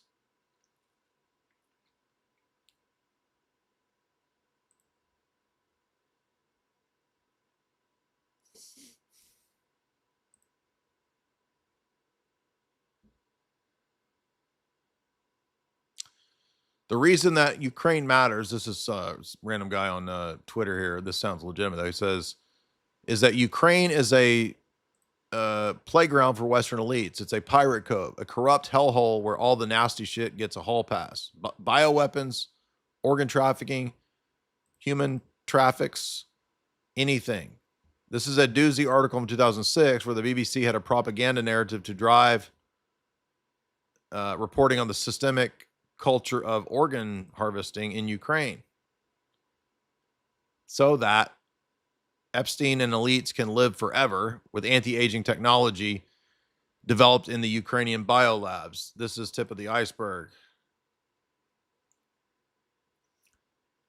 Healthy babies in Ukraine may have been a flourishing trade, BBC suggests, 2006. Wow. Well, that's all the more relevant given what's coming out in these files. What is the matter? Not $10. This is going to be a crazy week for normies. Absolutely. Although normies are just going to be like, yeah, I don't care. I don't believe it. What does it even mean? What is that? What? Well, how does it affect me? What the fuck am I supposed to do? Calm flight. Oh, wait, no, we did that. Uncle Skippy, $3. MGTOW. What is that? Are you saying Epstein is MGTOW? Joe Bloney, $10. This super chat was financed by because fuck Dave Ramsey. Appreciate that. Yes, Dave Ramsey is a boomer who hates Bitcoin. Zachary Harold, $10. From one brother to another. You're one of the smartest brothers around. Hashtag respect. I converted to Orthodoxy recently. I'm going to be, hope to be as knowledgeable as you. Where would I start? Well, start with my Tragedy Hope lecture series and start with Greg Bonson's debate with Gordon Stein. Ozzy, $5. What are your thoughts on the cringecore videos? Do you like them? Can we make them more viral? I mean, everybody struggles with how to make things get more traction in the interview or in the algorithm. I don't know, man. But yeah, no, I think the cringecore videos are all great. I've just been really busy. I got a lot I'm trying to do at once, but Nick says for $5, Jay, I just got my chalk. Thank you. Guys, remember, we do have a show sponsor, which is chalk.com. Head on over to chalk, CHOQ.com, the best in supplementation on the internet, CHOQ.com. Use the promo code J60, LIFE, JAY60LIFE, to get 60% off all of those great products, including the Male Vitality Stack. You can unsubscribe at any time. It includes the the Chalk Daily, the Ashwagandha, and the Tonkat Elite, proven to boost testosterone in peer-reviewed studies.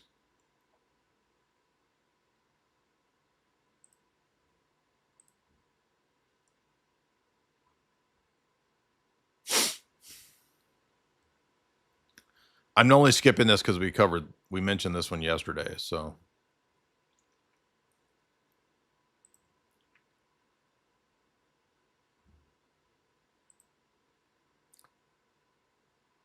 Is this real? I don't. This one might be a little iffy. I don't know. FBI report admits a vault of Epstein info in Mexico. Okay. Where is the FBI report?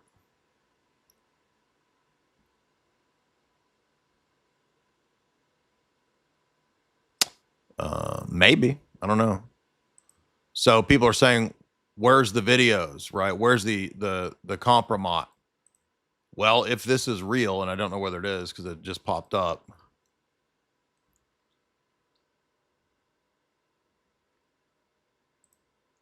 This is alleging that it's in Mexico, a vault in Mexico.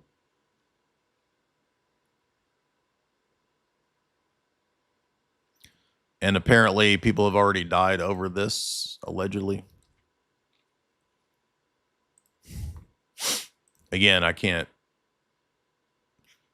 Epstein's vault was allegedly discovered by Mexican investigators, containing thousands of tapes as blackmail.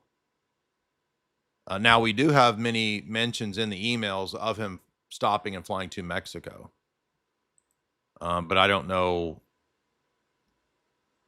This looks like one of those tips.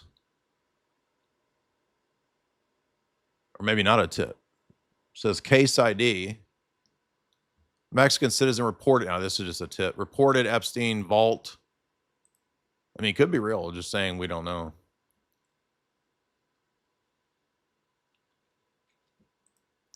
I want to make sure I'm not on some kind of Q page. This is not some Q crap, is it?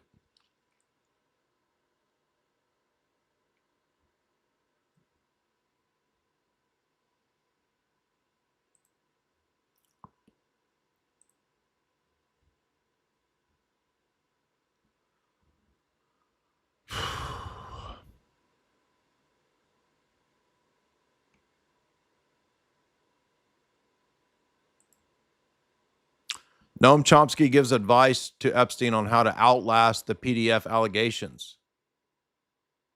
Noam Chomsky is trash.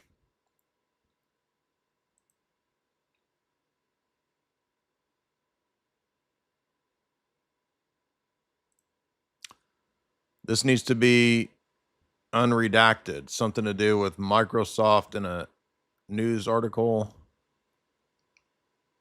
Somebody being unalived, but everything's redacted. So we don't know what that's about.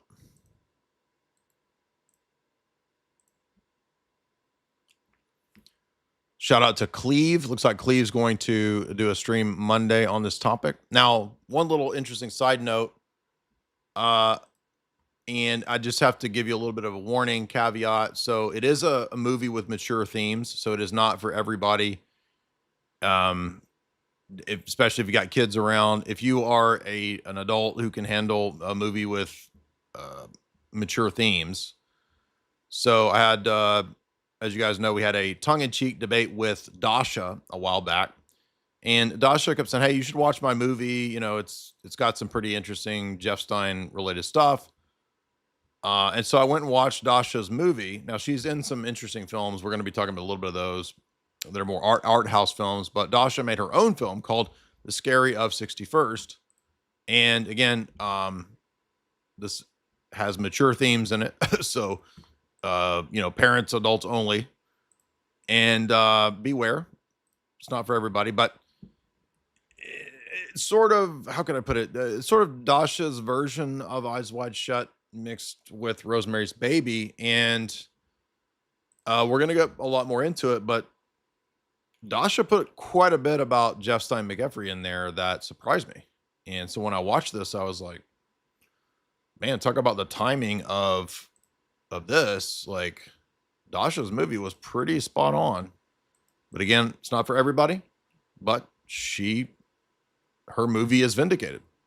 Because all of this Epstein stuff is like all the stuff. People say, oh, your movie's too crazy and too conspiratorial. If you read the reviews of Dasha's movie, like the critics are also, it got like mid reviews, like 50%, you know, like it, 50% don't like it. But the critics are saying that don't like it. Oh, this is too conspiratorial. Epstein wasn't doing this stuff. This is so, really? Looks like she was correct. J. Dyer Gorper, $15. Good evening. I was wondering if you ever made a theological dismantling of the FISHT, fished. What is fished? Problem, and RACE, where irony poisoned Christians and embraced a dialectical worldview and think ethnicity is an essential trait. Well, I appreciate your super chat, J. Dyer Groiper, and you sent another $15 one. But I'm being honest with you, I don't know what you mean. What is an FISHT problem? I'm trying to think through what that might be. And who are the accessories that irony poisoned Christians? What does that mean? Casper Gost, $5. Sup, big dog? I'm learning about video editing. I decided to make a YouTube channel. Prayers, wish me luck. Yeah, man. Good luck. It's a fun journey. It's a lot of work. I'll tell you that. Bus Depot, $10. Good evening. I was wondering if you ever make a... No, we did it. That's the same guy. Dismantling of the FISHT. Oh, fascia? Are you talking about FASCISM? Yes, we have covered that on my channel, but I'm not sure what you mean about irony poisoning. What does that mean?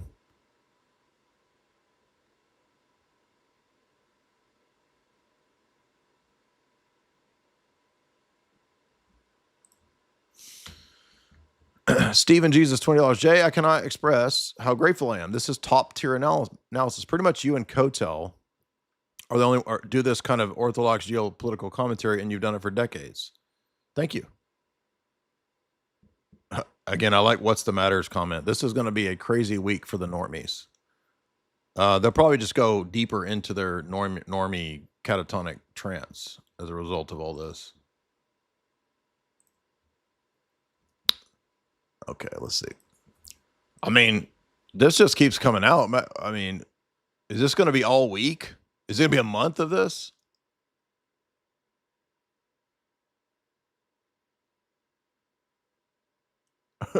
Bill Gates will not be able to operate with autonomy in the medical field. There are autistic schizos on X, and this might go worldwide. Oh, this was the COOF strain simulation. We covered this yesterday. Yeah, we covered that.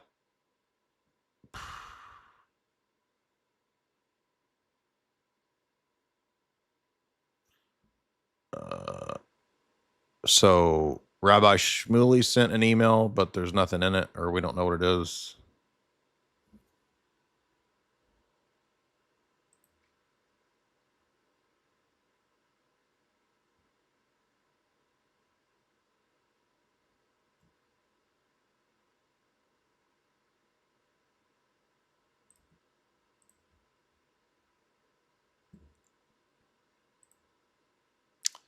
In an email to Jeff Stein McEffrey, Brock Pierce says he lives in the first Masonic temple ever built in the world. There you go, Tether. I don't know. Is Brock Pierce a Tether person?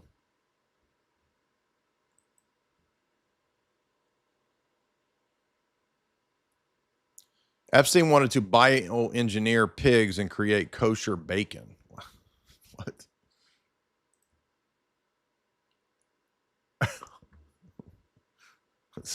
This is such weird mad scientist stuff in this.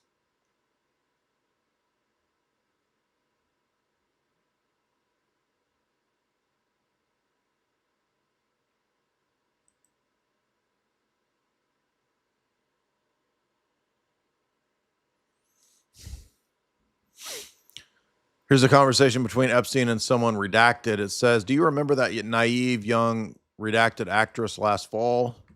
You told me about the darker side of this business. You asked me what I was willing to do in order to get a chance to prove myself." Yikes.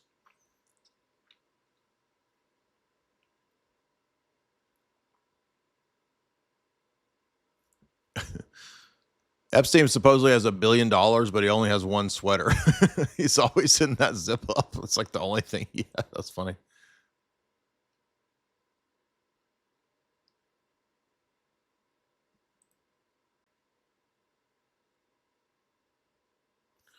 Interesting. It is possible that Epstein having the Xbox Live account proves that it was not just for gaming, but he might have been doing his covert chatting over Xbox Live. Interesting. Yeah, that's a good point. Epstein wrote an email entitled Wexner. There's not a recipient. It says, necklace, mother, unalive, Sharon. That's wild. Who knows what that means?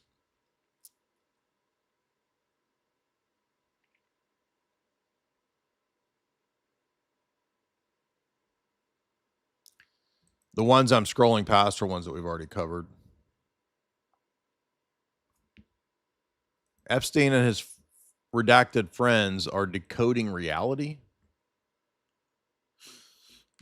Okay, this seems like some kind of weird, like, drug-induced kind of ramblings. And remember, there was a list of drug prices and a list of drugs that Lord Voldemort shared yesterday.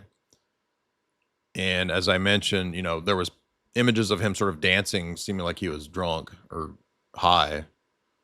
And so I think probably some of these like this, people are why was Epstein mentioning time travel? Why did he tweet about decoding reality and all this, what seems like schizo gibberish? Well, he's probably fucked up when he's writing this stuff, right? He's probably high as hell.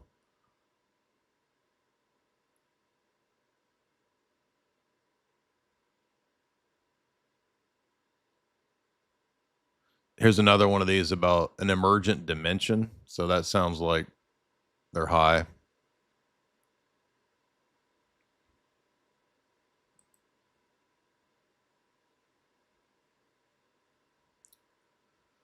Yeah, we covered all that yesterday, so we're gonna move on. Now, this guy, I never really paid much attention to this guy, but this guy was out here like constantly saying, probably more than anybody, there is no Epstein files. There's nothing there. It's all a nothing burger. And now 4 days in, and Michael Tracy has had no replies. And I was in his replies weeks ago saying, you're full of shit. You're a bullshit artist. This is bullshit. This guy has gone silent. And everybody is calling him out on Twitter. Like, where are you at, bro? Why are you not, y'all need to be calling out Ben Shapiro. He's way more influential than this goober.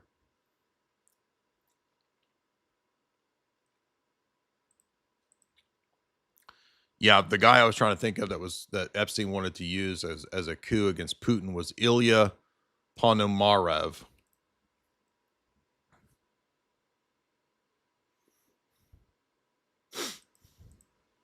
Russian model Ruslana Korshinova visited Epstein Island when she was 18.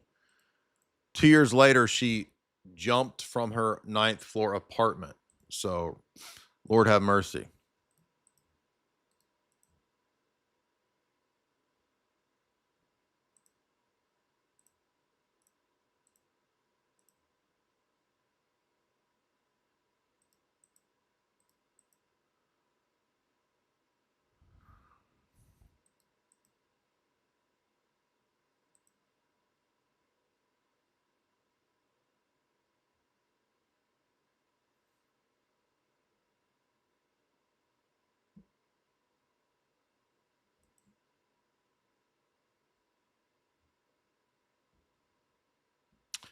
These are all ones we covered yesterday, so I'm just trying to see.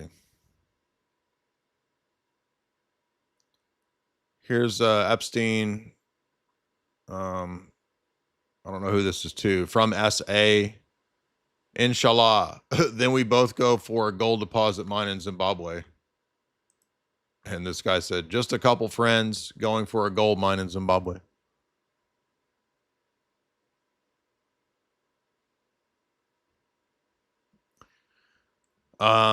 Catherine Austin Fitz, who, as you know, we have interviewed and done some podcasts with in the past, been to a couple conferences. She alleges that Epstein was laundering the 21 trillion missing dollars from the Department of Defense.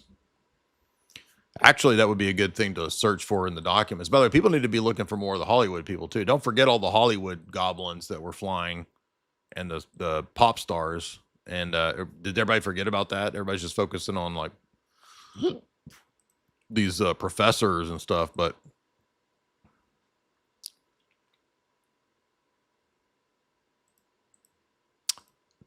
now this is interesting. Here is a Russian girl talking about what we talk about quite a bit, the Havara Agreement. Now, is that coming up in Jeff Stein? No, this is what we covered yesterday about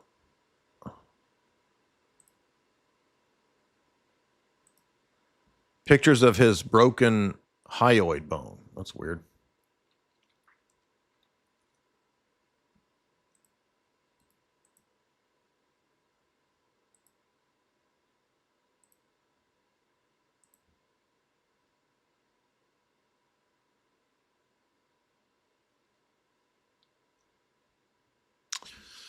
Yeah, we covered these yesterday.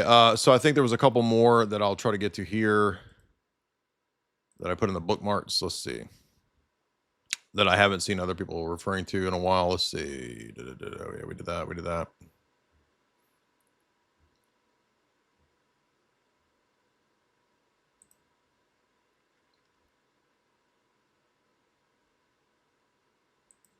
Here's one. Okay, so Epstein bombshell. Fonda and De Niro mentioned.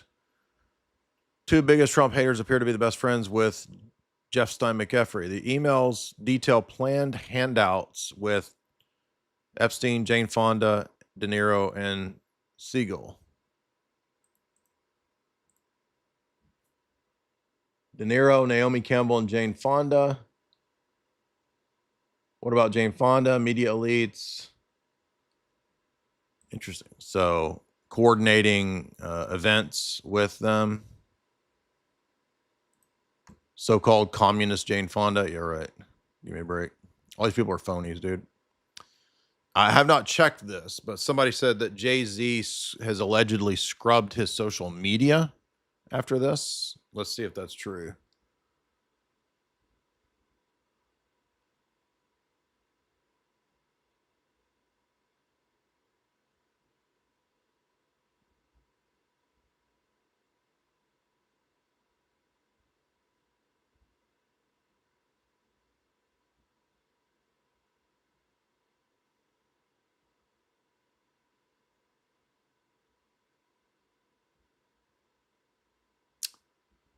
I'm trying to go to Jay-Z's profile. Let's see. Oh, look at this. I mean, looks like it.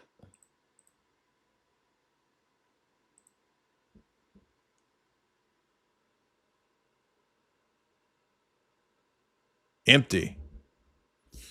Well, now wait a minute. Why would you scrub all of your Instagram if you ain't done nothing? That's a little weird. I mean, scrubbing your Instagram itself doesn't prove anything, but it's odd action to take if, you know, this is all not true, or no, there's nothing there. Mr. Anderson, $5. Did you do a stream where you read from Moses Hess? Yeah, man, I did a bunch of them. I did a 4th hour. Off the top of my head, I don't know which one it was. Dark Sickle, $2. This last week feels like the book We by Zamyatin. It's a utopia that starts unfolding and the people start to see the truth. But it culminates in the big brother doing the final operation to make everybody a slave. Well, I mean, that sounds like blackpilling type stuff. So I wouldn't be blackpilled. This is ultimately, you know, this is good. This is good news. Evil deeds come to light.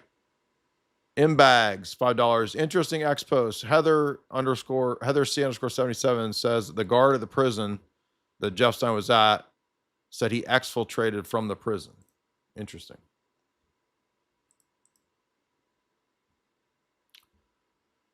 Chuck Schumer mentioned in files having dinner with Jeff Stein. 2013.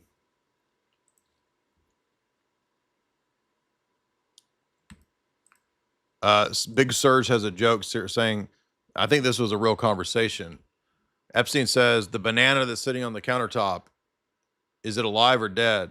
Your banana, is it alive? Is it breathing? Bannon says, well, is the banana conscious? Epstein says, those are words.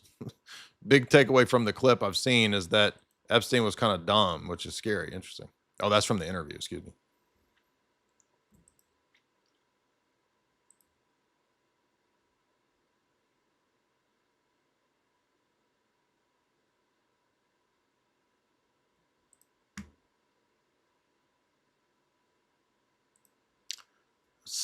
Somebody's email about Starmer. I don't know.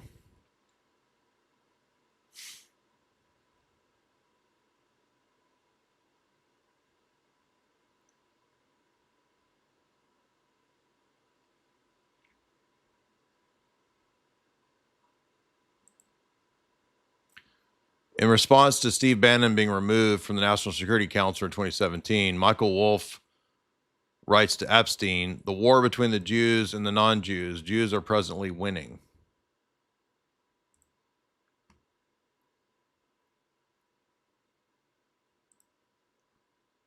I don't understand how that relates to Bannon.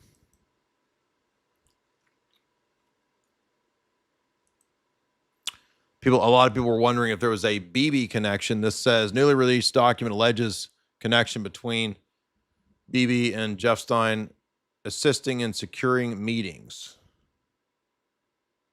Against all odds, we were granted a meeting with BB. There were some other ones where he talked like he didn't like BB too, which is interesting.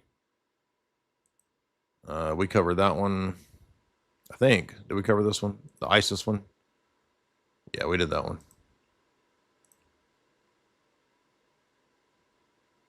This one, I don't really know what to make of it. It's kind of confusing. Jeff Stein had a boss, and after he passed, they threatened the brother, Mark. After Jeff died, the brother was told, "I'll choke you like your brother." Your brother's mistake was that he was going to tell the court everything. The boss wants to meet you. He wants to see if you know him or not. This is a death threat email to Mark Epstein and the attorney. You don't know us. You have beautiful children. Yikes.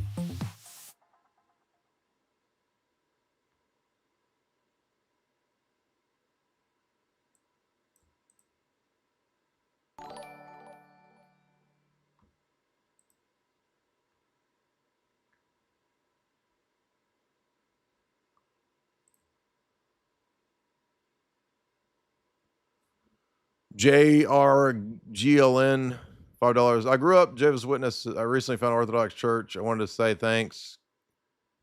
Good work. Thank you. Casper Gost, $5. What's crazy is tons of the PIZZA stuff in 2016 was scrubbed. There was credible stuff around other Besta accounts, Desmond, Michael, Alec, and more. I remember I looked into all that stuff. A lot of it was circumstantial. I don't know. I'm not saying there wasn't anything. I'm saying that like the pictures of like, oh, look, here's a degenerate art, which I agree. If you like that degenerate art, that's gross, but that itself isn't proof. It just means you're degenerate. Like you couldn't go in a courtroom and say, they're guilty because they have this of murdering because they have this degenerate artwork. Like it's just it's circumstantial. Could be, but it's not enough to really prove much. President Retort, $20. Thank you for the cringe core, my ninja. Thank you, appreciate that. Okay, well, I think we've gotten to a lot of the wild stuff today. I'm sure more will come for several days to come. So if there's more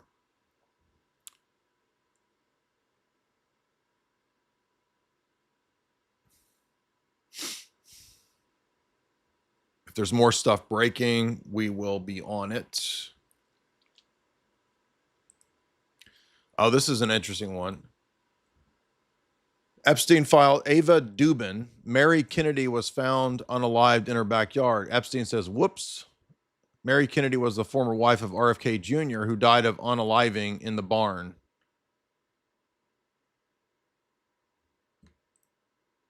Interesting.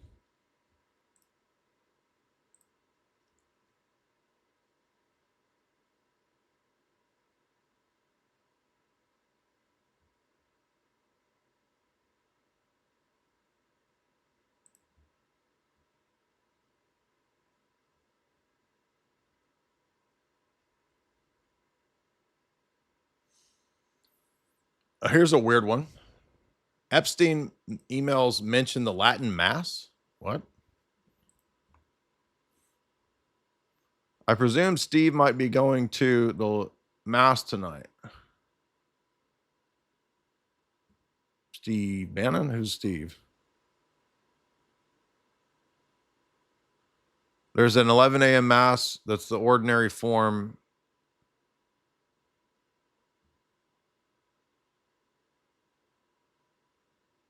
Madars Virza. I don't know who that is or what that is. Just him talking about the Latin Mass. That's weird.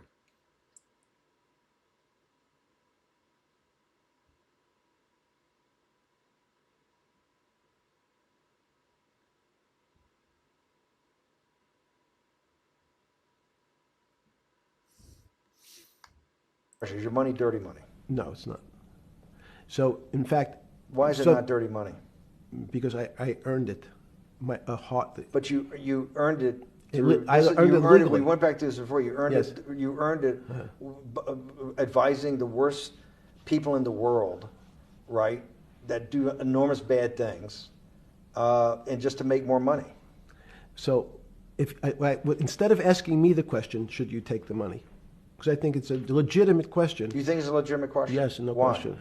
Because I think about, ethics is always a complicated subject, but I can tell you that with the money I gave to help try to eradicate polio in Pakistan and India, instead of Wasn't that something that Gil Bates was doing too? asking me whether that money should be given to these children for vaccines, I think you might want to ask their mothers who received the vaccine, who know their child now won't get polio, and ask them if Epstein should have helped these people